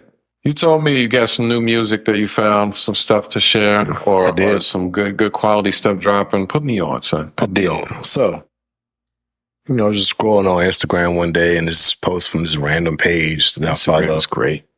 pulled up, and it was just a clip of there was some soft rock music coming on. They was jamming. I was like, it sounded like some 50s, 40s type shit, like old Beatles type vibes going on. And they was describing them. They was like, Rock Nation just signed them. It's a group called Infinity Song. And it's 4 siblings, 2 sisters, 2 brothers. And they're a soft rock group based out of New York, I believe they from. And I went down a little wormhole just watching their videos and listening to some of their songs. I'm like, yo, this shit is fire. It's different. It's getting back to a time, way before modern music per se. But I'm fucking with it. Like, even the lyrics, the stuff they're saying, it's dope. Like, just their whole aesthetic of what they got going on. Look like they got pulled straight out of that 70s show or something from back in the day with their look and their get up and all that. And it's dope. They make some fire music. They can sing their ass off. I listened to their whole album that they dropped, I think, this year. And that shit is fire. And it's some dope music. Some shit you can check out. Never thought I would be into a soft rock band, but Yeah. Did you go back and listen to any of their older music? no, I'm going to, though. I just listened to the recent one. I'm going to try to listen to some of their older stuff. So that one Check that you them out. mentioned or that you were playing earlier, I did kind of get what you're talking about as far as like a Beatles vibe or whatever. Yeah. The interesting thing, I'm on Apple right now and it mentions that album. It has the genre listed in it as singer-songwriter. So right as I seen that, you were talking about like their lyrics and stuff. I wonder if that's something that they're like really known for. And then the album before this from last year says R&B and soul. And then they have one other album from 2015 that has indie pop. So they seem like Trying to find they their must make, super different, eclectic kind of They music. do. But what you played, I thought was really Yeah. cool. Very interesting. I hadn't heard them at all. Yeah, all of them super talented. All of them can play mad instruments, so they legit are a band. Dope. That's dope. They play instruments. All of them can sing. Super talented people. Like, I was like, I'm in this. I'm fucking with this. So I'm gonna keep deep diving into some of their older projects and checking them out. They got some dope shit going on. I think like I'm it. going to have to as well. I like it. Something different, man. Letting you just see somebody doing something different instead of the same old thing all the time. Switch it up. I'm going to have to start sending you some stuff, man, because I've been telling you, I've really been branching out outside of hip hop a lot. And I actually wrote down a couple of people that I was going to mention last week, and just guys that I found that are really interesting. Yeah. One of them I told you earlier was Black Pumas. They're kind of like a rock. I think they were listening to like soul rock and psychedelic rock. They got a really interesting sound that's pretty dope. It's pretty retro sounding. And most of the stuff I've been listening to is retro sounding. Yeah. But Black Pumas is fire. And then there's another dude named Curtis Harding. Curtis Harding makes music sounds like he's straight out the 70s. Oh yeah. Straight out the 70s. So I've been messing with that a lot. This is one other dude. You ever heard of Yellow Hill? I don't think so. I just found this dude a couple days ago. He's a super West Coast Crip gangbanging dude. And he did a song called Judas. I'm already in. Yeah. I love the gang. Yeah, I think you'll like that. It's hard West Coast sound too. Yeah. He did this song called Judas with Lecrae. And the whole song, like he's talking to Judas about, I think somebody within his gang kind of thing. But his lyrics were so heartfelt. Like the delivery was like almost as if he's like trying to hold back tears, delivering it mad passionate and stuff. And then of course Lecrae comes on and kind of gives the twist on Judas, and the whole message was really dope. The video was cool. What's that? But then I went back and was kind of looking through his Instagram too, and like he's not at all a Christian artist. He is a gangbanging dude, but like was talking about in the song, he's just like, I've been having battles with Jesus and stuff, kind of like, or battles in my mind about Jesus and trying to find like the right way. And it sounded so interesting to hear somebody like openly express their journey towards trying to figure out religious stuff. Right. Like, he didn't really condone it like that or say like, this is the way, but it's just dope to hear somebody be vulnerable about what they're fighting through. So I think you might like him, Yellow Hill. That's dope. I'm gonna check that out. I was looking on his page and like, I know Matt Barnes was up under a bunch of his posts talking about like, this is the new West Coast, and a couple other West Coast guys were shouting him out. So he seems like he's got a buzz out there, but who knows? Yeah, I'm gonna check that out. I mess with the West Coast guys, especially gangbanging. They make some fire music, man. It's something about it. It is. It really is. It's something about it. But did you say you had some other new stuff? New stuff. Oh, I got to talk about this 21 album, man. Dropped last week. We didn't get to talk about it, but it's been another week. Started at the top of the year. Dropping an album at the top of the year is kind of unheard of from an artist of his level. Be dropping in the first quarter. Usually, in the first quarter is usually given to like, the area for the newer rappers or newer artists to drop their projects and get their shit off. But him dropping at the top of the year, like, it kind of setting the tone. Album's called, fuck is the name of the album? I forgot already. It's not called Red Rum, is it? It's not. American Dreams. American Dream. Fire album. A lot of Metro on there, of course. A lot of dope features. And it's just real solid. Like, I've been playing it a lot since it dropped. Got some dope shit on there, man. Like Bro. 21, like, he elevated on this. He elevated on this. All I've heard of it is When You Drove Me Home last week after the pod. Yeah. That shit was incredible. It's hard. It was so hard. There was so many songs. Well, what I heard in the car, it was so many songs started off with the fire, soulful samples that I love. Yeah. And I think 21, ever since a lot, anytime I hear 21 come in on some samples and they bring in those hard-ass drums, he just sounds good on that stuff. Everything I heard was incredible. And then I did catch that Red Rum joint on YouTube the other day. Yeah. Right now, I'm kind of different headspace. I'm not listening to a lot of 21, but my God, it was fire. It's hard. It's hard. Very impressed. And I got a kind of hot take right now. Let's hear it. I don't know if it's too hot, but it's kind of hot. It'd probably be more hot if Word was here. Wish he was here to hear it. But 21 is exactly who people think Kodak was supposed to be. Oh, I thought this was going to. His career is exactly how people talk about Kodak. How when you see Kodak get put on these features of just songs that you wouldn't hear, like that Doja Cat record off that soundtrack that just dropped a couple of weeks ago. Like, they implement him on certain songs, and don't get me wrong, I ain't the biggest fan as Word is of Kodak, but he's dope. He's fire. He makes some dope records. But 21, I feel like you can put him with anybody now. You can put him with anybody on any record, and he's gonna be 21 on it, and that shit's gonna sound fire. We've seen him with We've seen him with the top lyricists. We've seen him with street guys rapping. We've seen him do songs with Post Malone, have huge records with him. Like, we've seen him in all different avenues, being on these features or being featured on his songs. And it's like, it always seems to make sense. Yeah. Like even if you would just look at it on paper, like why would this work out? 21 and J. Cole, like, and it's been one of his biggest records. That was very surprising. Yeah, I did not think it was going to go up. Yeah, you look at it like this don't seem like it would go right, and it always hits. And like his career, like year after year, he's always progressed. And now I think he's at the point where he's starting to like separate himself from everybody else. It started, doing the Drake collab album that put him in another atmosphere. And now he's dropping the album by itself, basically, in a time where ain't nobody dropping at the top of the year, putting out a dope project. Seen he did the movie he's supposed to be putting out with it. Don't know if it's a real movie. Still not but sure. Like some dope shit he gonna put out that makes sense. It's supposed to be like a autobiography of his life, or some shit like that, which is dope because obviously he's had a wild life. When you hear about the stuff in his very upbringing. different than everybody else too. It's not the same old story. Yeah, born in Britain and then moving over here into one of the roughest hoods in Atlanta. It seemed like a story that people would want to hear about and want to know about, just his upbringing. Especially when all that came about him being British, which is that just threw everybody off. It was so funny when that happened. But that happened right around the Super Bowl because I remember being at the Super Bowl at a Super Bowl party looking at memes because I think it was the Patriots Rams Super Bowl. It was super boring as I'm sitting there looking at memes a couple years ago. I don't know. I don't have much to say on the hot take because I honestly don't know that much about Kodak. Yeah. Only thing I know from Kodak is from Carl, and I don't think that's probably a reality. Yeah. So what he kind of reminds me personally of, and it might just be more of my feelings towards them, is his trajectory reminds me of how I felt about 2 Chainz.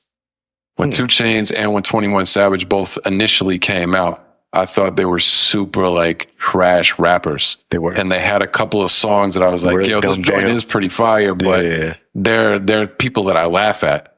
And at a certain point in time, their level of rapping increased to a point where I was no longer offended by it. Yeah. And I was like, okay, they can rap good enough now and everything else sounds super hard, so I like it. Yeah. And now it's to a point where like when I heard the stuff from his album, it reminded me of what I feel with those 2 Chainz album. The quality is just top tier. Yeah. That they make great music, I think. So that kind of just hit me. But I look at both of them very similar. From top to bottom, like just the production is always there. Mm-hmm. And now you can see like even every album he drops, you can, when he first came out, his rhyming was horrible. Like horrible rhyming, very elementary. But every project, his bars improve more and more. Like even on this album, listening to songs, like he has some slick, clever bars on this album. Like I'm like, oh shit, okay. So we want to kind of tap it in his bag a little bit, and it's impressive because it's like you can tell that he really wants to be better. Yeah. There's a lot of guys that they get a couple hit records and they find their lane and they just hit that ceiling and like this is just what I do. You can see he's trying to top himself every pause. He's trying to up himself every record he puts out, every album he puts out, and he's expanding the type of songs he's making, the content that he's saying in the records.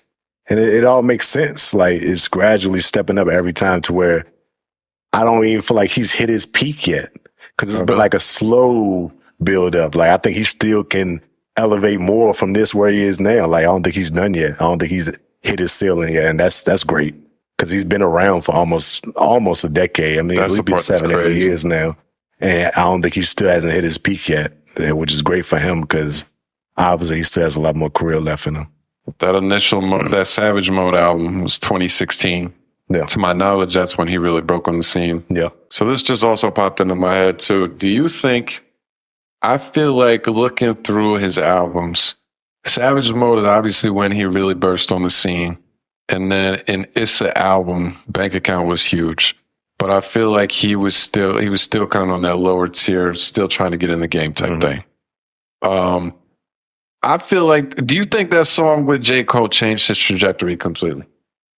Yes. I kind of have a feeling that the song itself being as great as it was kind of changed the way that he was viewed by fans and stuff. Mm-hmm. But I also wonder if J. Cole just seems like one of those dudes that I feel like he got a hold of him at that point and was like, yo, you got it. You have something, but you've got to take it more serious. And it seems like from that point forward, from the moment he dropped a lot, I look at him completely differently and I feel like his content just went straight to the roof from that point forward. That song and that album, that I Am overall fan versus I was, overall greater than I was, or whatever that means. But anyway, that album, I think that was the album that really bumped him up another level, especially with that record with Cole. It sent him to another place. And that really elevated him, and that really took it. I think that was his best album to me, was that album. Yeah, I think so too. And this new album, American Dream, is giving a nice close race to that one to me. To give it a little bit of time, might pass it. It just might. Who do you think is bigger? Who do you think is bigger, and who do you? I don't care about bigger. Who do you think is a better artist, 21 or Lil Baby? Wow. Because I kind of also feel like there was a point that Lil Baby was crowned as the next guy. He was, and I think he's dropped that crown. He's been getting a lot of like bad reviews, and like seeing that. Like they've kind of been killing him a little bit. Like they kind of look at him as corny now. Yeah, that was the vibe that I got from corny. It's just like it's almost kind of like the Baby thing. They feel like he's just doing the same things over and over again. And with that being said, I say yes, 21 is a better artist because you can see the improvement with every project, with every new single. That he's elevating his craft a little bit. And Lil Baby look like he's found his plateau, and he's just gonna keep on riding this thing out. And that's the separation to me, because obviously 21 is still trying to elevate this shit. It sounds like to me. But I don't know, I want to hear a new Lil Baby album. Yeah, I like to see where it's been a little while since he dropped. He put out a few little singles and little snippets out there that sound like Lil Baby records. Right. But I like to see where he takes it on this album, because obviously I'm sure he hears the chatter too. Has to. He has to hear how the fans are speaking about him. So I don't know. It's tough. It's a tough spot to be in. Well, because during Lil Baby came in after 21 was already out, and he blew up so fast. It was like an immediate blow up. Right. Like literally in a matter of months, he was blown up. And then he was considered like one of the best, like after that, for the last couple of years. Had his run, was at the top of it, and then I don't feel like he elevated no more. I think he blew up so fast, had so much success in those first 2 years he came out, that I think it might have hindered him to grow and be better, per se. I mean, we've seen his rapping be better a little bit over the course of a couple of years. He took it a little bit more seriously, but I think because he had so much success so fast, that he didn't have time to like want to improve because he was already there. Right. I'm already rewarded at this point. Yeah. What do I need to work towards? Yeah. You selling out arenas, like you've hit the top of what you're doing already. So what more can you strive for? So I think that's the issue that he's in right now. While 21, it was like a slow grind. Like he slow grinded for the last 6 or 7 years to where he is now, and everything makes sense. Yeah. So, Now, I think that makes a lot of sense. I also, again, I was just looking through the time here, and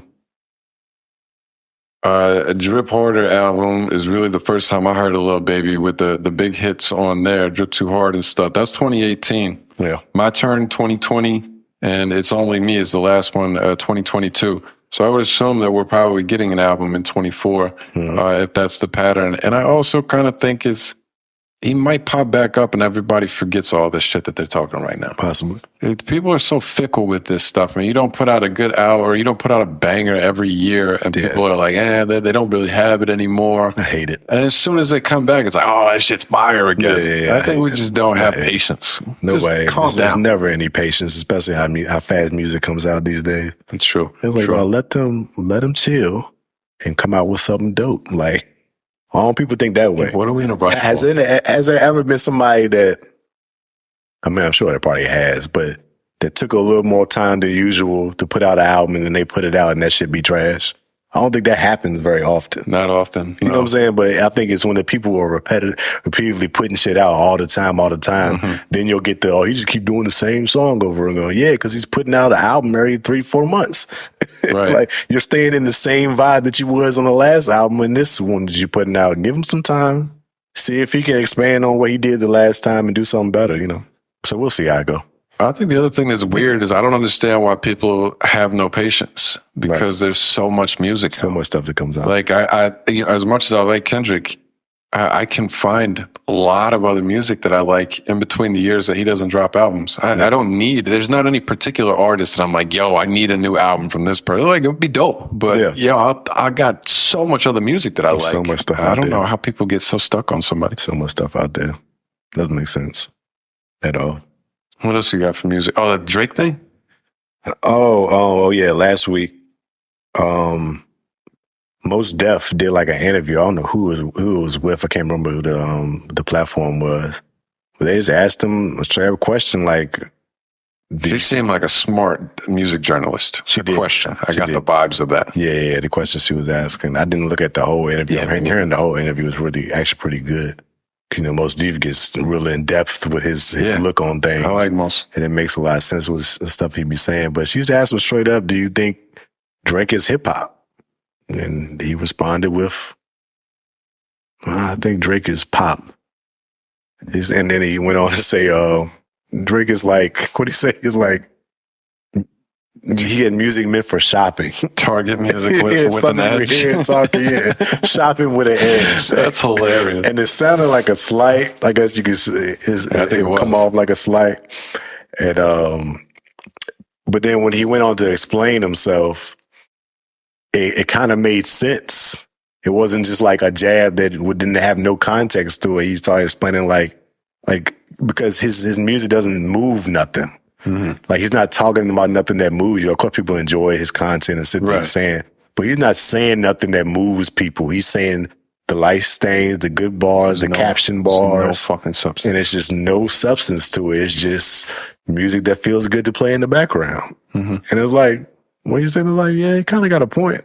I think that's been like one of Drake's, not one of his biggest issues, because like when you're trying to be as big of a superstar as he is, you're not going to make that in-depth type of music. You're trying to appeal to everybody type of music. So when you're not in that lane, you're not looking to talk about pop political things or gripes or stuff that's going on. Right. You're not tapping into that because that affects your brand if you pick sides. It can't be that way. Yeah, you can't make music for everybody and then like make points about stuff that people that's dealing with real people's lives and stuff like that. Like you can't have that balance when you're that big of a star. So I think his feelings towards Drake make sense, but at the same time, when you at his level, you're not doing the things that a Mos Def would be doing in its music. Right. You know what I'm saying? Like, it's just a different lane that you in. And I thought it was an interesting conversation. I seen they gave some more background. Like apparently Drake said some spiteful shit about Mos Def in the past, like just on some Instagram shit about like I think it was like a joke or something that he made a while back about like don't send my music to the Mos Def gang or people that like send my music to people that's gonna feel what I'm got going on. It's some type of slight he made. I could see that. So I'm guessing maybe Mos Def might be stemming from that. But Drake responded with I think it was a clip of Method Man just talking about the elements of hip hop and what hip hop is. He wrote a little thing on there like, "What did Umi say? Let me shine my light, King." Drake's so petty, like so petty. So petty. But it's good petty because it's like the thing is funny with Drake. It's like he'll take these shots at like the backpack guys or people that talk about shit with substance because what he raps about and shit. But it's like he came from that though. Like that's when his come up, he listened to the Joe Buttons, the Kweli, like that was he wanted to be them in his come up. But then he had a different trajectory, so he left all that behind. So now he like every chance because he tries to diss them or take a shot at a Kendrick or it's making those substance. It's like, dog, like you love this shit for real. You love this conscious backpack rap for real, but because you are what you are, you gotta look at them like you shooting down now because they not at your level. And it's like, all right, we get it, dog. Like, I understand what's going on, but you respect Mos Def. Like, you know who Mos Def is, and you're not looking at him like he not him. So it's just weird to see that little back and forth. Yeah, my theory is that I think what Mos Def made sense. I think what he said made sense. I thought the explanation and stuff was good too. Yeah. I think he is hating. I mean, I think he's hating a bit. Yeah. And I don't think that he wants to be Drake. I don't think he's envious in that regard. But I think he is envious of the fact that he holds his version of hip hop as a higher art form and thinks what Drake does is a dumbed down version. And it's got to be frustrating when you think one is much more valuable than the other, and the whole rest of the world says, nah, this one is better. Mm-hmm. So I think there's like some animosity in the idea that everybody else crowns him as king, but he makes pop music. He doesn't do real hip hop. I think that's kind of where he's coming from. And then like you're saying, I think Drake knows that what he originally wanted to do was be all these guys. Mm-hmm. At a certain point in time, he decided to, in my opinion, sell out and go the route of being the biggest artist in the world. Mm-hmm. So when these guys take shots at him, it actually does hurt his feelings because they're people that he respects and admires. And the only way to shoot back at him is say, oh, you mad because I'm big? Yeah. Like, that's the only response you get. It's like, even going back to when, you remember, he had the beef with Common. I was going to say Common. Immediately came to mind. When he had the beef with Common. It's like, every time one of these hip-hop legends or guys that come from that barred up rap, bar for bar rap, says something or he has an issue, he always responds to him. Yep. That just proves to me that you got respect for these guys. They mean something. If you didn't respect them or if you didn't feel a way about them, you would ignore them. Yep. It wouldn't matter. It doesn't alter nothing that's going on in Drake's life. Mm-hmm. But because you responded, and like even with the Joe shit a couple of weeks ago where he critiqued his album, it's like he responded with that long ass paragraph in the comments. You care, bro. You care with these guys that obviously know hip hop like the back of their head, how they feel about you and their critiques towards you. So when they say something that's not in the best light of you, you respond to it because you respect their opinion ultimately. So even if you see it as disrespect, you got to respond to it because you know who they are. Yeah. You know it's not coming from, like you say, it's not no hate. It's not no malice like, oh, I want to be Drake, so I'm going to just send these shots. No, they really giving you critique on what you're doing because you are you. And they know what, if your capabilities and your talent can take you and can do for you and what it's done for you. And they feel like you don't use it in the best way all the time. You take the easy way out. You make music for the kids. It's the easy route. It's the easy way out. Shout out Mos Def. Going back to what Joe was saying, like, I think after when he dropped that second album when it was like all barred up songs and a bunch of conductor beats and all this shit, like Joe didn't respond. He didn't get no critique of it, but he said even with him doing that, he didn't, that still didn't answer what I was saying for him to do. He's like, you being Drake, the growth. No, his main critique was like, you are you create the wave. Every time you do something, it's in response to what everybody else is saying. Yeah. The only reason you put that out because everybody said you weren't rapping enough. So now you put out 5 tracks with you rapping. Yeah. It's like you too big to be responding and doing to what everybody's critiquing you about. You should be creating your own lane and doing whatever you want to do instead of just doing what you think it makes everybody happy.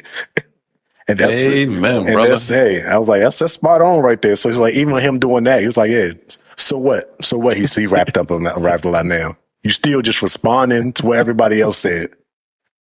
Everybody shitted on your album because you ain't rap enough. So now I'm gonna go back in the booth and rap some more. Now I'm gonna show y'all I can rap. It's like, dog, you Drake. Yeah. Why are you reacting like that? Why are you even responding? Like you just said you was taking a break and now you back in the booth dropping 5 more songs. And Joe's got that artistic creativity. That's what's important to him. Yeah. So it's like, yo, I don't respect nothing. You can't create nothing. Like I can create. I can imagine like that's Joe's kind of perspective on it. It was just also like, yo, dog, because at the end of the day, he respects Drake too. Like he knows who Drake is. He know how great of a lyricist he is. It is what it is. Right. So it's not coming from no like malice. It'll always come off of hate from somebody like Joe because he's considered the biggest hater of everybody. Yeah, he does it in a way to his tone. Yeah, it's just his tone of voice. So it always looks like he's mad and angry all the time. He just be passionate about the topics that he talk about sometimes, and that's just how it comes off. So, here's what it is. Drake, you love these backpack rappers, man. He does. You love it. But most a better rapper and actor than you, bitch. That part. Most did have a lot of good movies. A lot of good movies. What's the joint he had up? Like it was 16 Blocks or something like that. It was Bruce Willis. I remember that one. That was a good one. Yeah, like that was a good one. There's more too. I can't think of them off the top. Like he's been in a lot legit acting roles. Yeah, he's been in a lot of. But It is what it is. I love this hip hop shit, you know. I love the little back and forth every now and then. Yeah. But you know, yeah. So you think Drake gonna diss Mos? No, He'll it'll send a just couple continue shots? to do Instagram posts and captions and stuff, and then 7 albums from now, while nobody even remembers this, he's gonna say something about most definitely rap better than this. That is like, whoa, that was clever. Oh yeah. Nobody cares anymore, big dog. It's over with. This, What else you got? Sailed, Italian Job. That's what I was trying to think of. Italian Job. Was an He's Italian got Job. his ears blown off. What else do I got? Fredo Bang dropped the album. Big Fredo. Remember Fredo? Yeah, I like some of his songs. The more I hear him talk in interviews, I don't like him as a person. So, For real? Yeah. I mean, he's funny and stuff, but I think we got very different. I don't know. I don't even know how to say it. When I've seen him interviewed, he just kind of rubs me the wrong way. I ain't seen a lot of interviews from him, but back to Joe again. When Joe had him on, I think it was like last year sometime, it might be a year or so. He did an interview with him, like that kind of like made me more of a fan of him hearing that interview. Really? Like, 'cause he was like giving his background and he was breaking down like even that big record that he had a joint with Dirk. I forgot the name of the damn Yeah, I don't song, know man. any of the names, but I really liked a few of his songs. I think he makes Top. good music. The song Top. That's right. With John with Dirk, he was just explaining that one, and the way he explained how that record came about, it was like a little dope story he had with it, to where he had already did his album was out, and he made this song as a response to somebody had like spray painted over a mural or somebody, one of his friends that died or something, and that was his like response song to that, like, and you look at the lyrics, it kind of makes sense to something he was saying. He was like, it was really on the whim. I just did it and put it out, and it kind of just started to take off. And his label was mad because he had just put out a project, and then he put out this dope record afterwards that's not on the project. Yeah. And then they ended up getting Dirk on the whim, on just seeing him one night, and they ended up going to the studio. And Dirk's verse was him explaining how he felt after Vaughn died. Mm-hmm. Like that verse was him talking about that. So it was just like a big storyline to this dope record that we like, that actually had a lot of meaning to it, instead of just being like, oh, I'm gonna just do a record. That's pretty cool. It was a dope little background. His whole story and all that. He had a dope story with him that makes sense. It was like, okay, this is a really good dude. Like, he really got his shit together. Yeah, I may be completely wrong. It was random clips I saw that I was like, it's kind of rubbed me the wrong way. But like I said, I like his music. He does, like, I've seen him collaborate a lot with NLE, Kevin Gates, like other guys that I like the sound of music they make as well. Yeah. So I don't have any real negatives against his music, but I'll have to check this out. I wasn't aware of that at all. Yes, I'm sad. Yeah, I'm down with Yes, that. I'm sad. I might have to not listen to it, but I might have to come back to this at some point. Yeah, but it's dope. It's a dope album. It's pretty good records on there. Cool. Not bad at all. Yeah, I'm gonna add that to the library. We'll get to it one day. There was all there's a few other singles and stuff that dropped, but nothing crazy. Cudi dropped the album. I did listen to a couple of songs off of there. I haven't gotten to that, but I did like the last one. Man on the Moon 3, I believe it was really solid. Old Cudi again. And the features on this one look cool. I like him with ASAP and stuff. So yeah, he got a couple of dope records I listened to on there. It's pretty cool. Oh, did you see how dumb shit with him and Lupe? I did. That was embarrassing. Dude, what is up for both of them? It was embarrassing for both of them. They ended up squashing it. What an embarrassment that was. Stay up over absolute nothing, and they're that's why it's so like, what is y'all beefing about? Like, what is this about? So it didn't even make any sense, and they're just going back and forth, long paragraphs on Twitter. It's like, what are y'all doing? Lupe looked like a psycho, going crazy about how angry he was, and Cudi looked like a little fucking kid. It's like, oh, did I make you mad? And it's like, yeah, y'all are so stupid. Two artists that I really like, just looking like clowns out here. The things I hate the most about the internet, man, is like, back in the time we just never heard anybody's opinions on nothing. Yeah. Hit them up. Yeah, you had to just call them if you had an issue with them, or see them at an award show or something. Like, now y'all just going back and forth on the internet. It just looks nasty. Like, why are y'all doing this? Agreed. Y'all better than this. Y'all better than this. I will say, from what I read, it does sound like it was pretty much all Cudi's fault, in my opinion. I think he's being a real piece of shit, to be honest. I believe it. But, you know, nothing too crazy than drop. What was I thinking of? I was about to say something. That had dropped. Yo, you seen that commercial? The Apple commercial with the outlet singing the song? Yeah, that shit's fire. That shit is fire, Straight right? fire. Who do you think that was? I'd have to hear it again. I can't remember. I first heard it, I thought it was Don. I thought it was the Don Toliver. Yeah, that probably is what I thought too. No, and then I was on the internet, and this rapper I know named Doughboy from Cleveland. I fuck with him a little bit. He signed to Future. He had posted like a TikTok with him playing a song in the background. He was like, "Yeah, I know I could do this." I was like, "What?" Out of here. So then I found the song, and it is a Doughboy record. Way too long. Way. I was like, "That's fire." Oh, so it wasn't even a song he did for the commercial. This is a song he had out, and they took it. I'm not sure the logistics of it. It dropped. He dropped it in December. He dropped it in December, so it's a new single that came out. So I'm thinking it was probably correlated with him getting that little promo on that commercial too. I was like, that's a fire promo right there. Good. It's so good. This is such a catchy song, and it's a dope record to hear, like on that commercial. Now listen to the record. I love the record. I play this shit like mad times back to back. I'm gonna have to probably grab it and listen to it too. Anytime that commercial comes on, I get mad hype. And then, do you know the commercial for Instacart? The football game? I don't think I've seen that one. Oh my God. I've seen that one. It is the worst commercial in the world. Is that the one day in the stands and they making all them wild? Oh yeah, that shit is annoying. I'm at the football game. That shit is I'm annoying. at the grocery store. I hate that shit. Oh my God, it makes me so mad. It's a whole commercial. I didn't know you just talking about the worst. Yo, I randomly, we got a couple minutes left. I randomly this week, do you know of Danger Mouse? Is that a name you've ever heard? Sounds familiar. He's a producer. He's done some joint projects with, oh my God, I just went completely blank on Black Thought. He did a project with Black Thought and Danger Mouse. He actually is the other, him and, why am I going blank on everything, right? This is going to be good too. Danger Mouse. CeeLo Green. Him and CeeLo Green had that group Gnarls Barkley. That song Crazy. Oh, he was part of Gnarls Barkley. Yeah, okay. He was the producer for CeeLo. That was Gnarls Barkley. Okay. So I was looking up stuff on him. He got famous he took Jay-Z's Black album, and the Beatles have an album called the White Album. And he did a mashup, called it the Gray Album. Oh. And it's Jay-Z's vocals he took the instruments and just sampled parts of the instruments of all the Beatles songs to create these beats to match with it's super rough sounding because it was like way back in the day. It wasn't an official thing.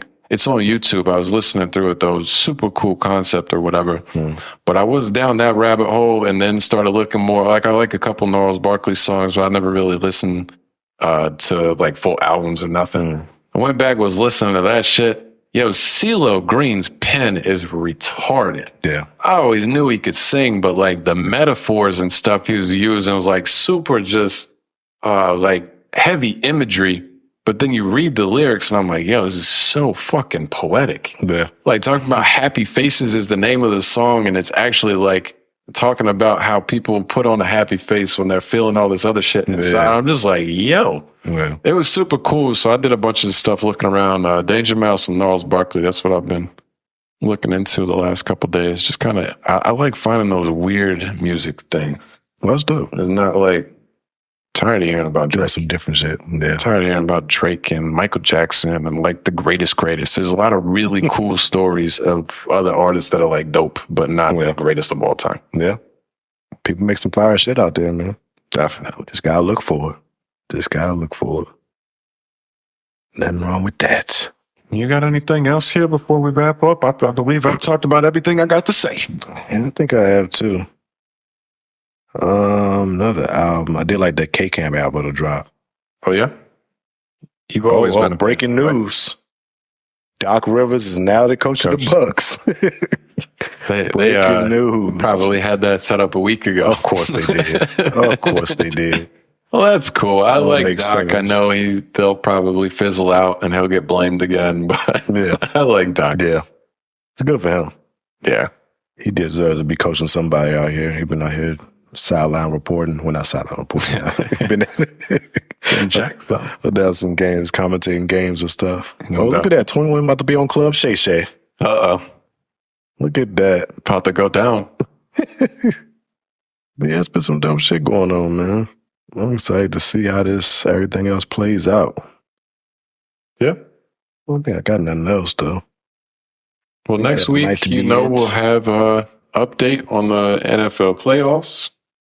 Have a week in between. That's always the worst part with the Super Bowl, but should be some good games this weekend. We'll talk about that for sure, and we'll see what else happens. Who knows? Yes, indeed. Oh, Lucci about to be free.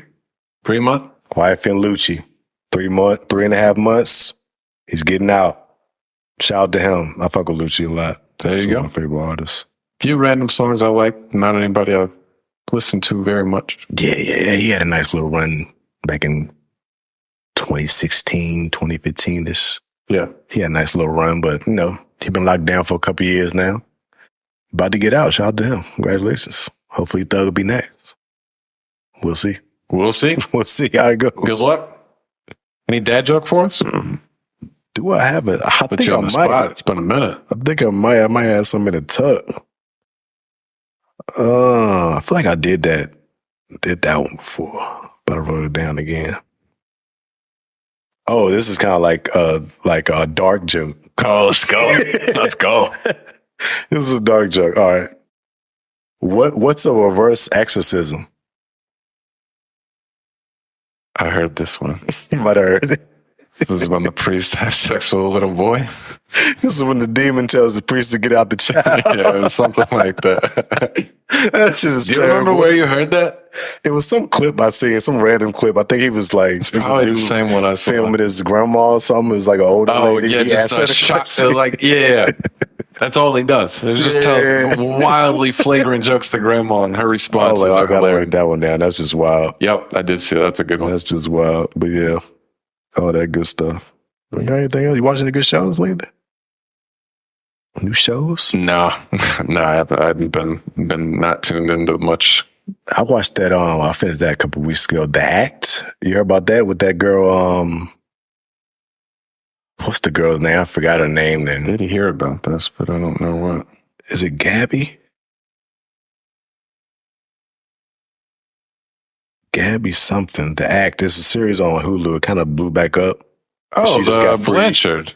Yeah, Gypsy Yeah, Rose. Gypsy Rose. Yeah, Gypsy I Rose, watched it back when it first came out. Yeah, When it first came out, I finished she that show done- recently. It's a wild show. super wild. It's a wild show.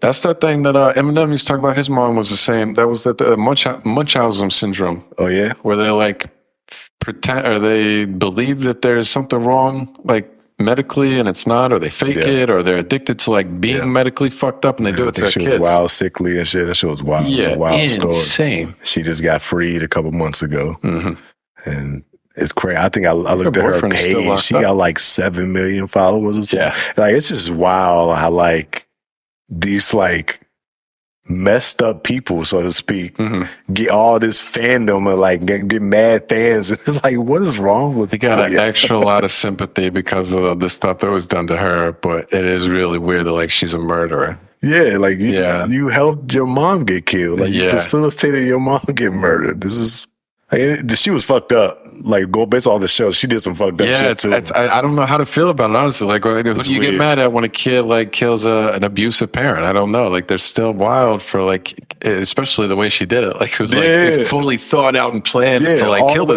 this lady. Yeah, very wild story. But This is weird. I didn't think about the fact that People do an show interview. I think I seen an interview done with her recently where she was like, I don't know why she still got this real girly little girl voice. This was even weirder. I don't know why people calling me a murderer. I don't understand. I didn't kill nobody. I didn't kill my mother. It's like what you got to do it. That was also off. I'm gonna call you conspirator to Yeah, murder.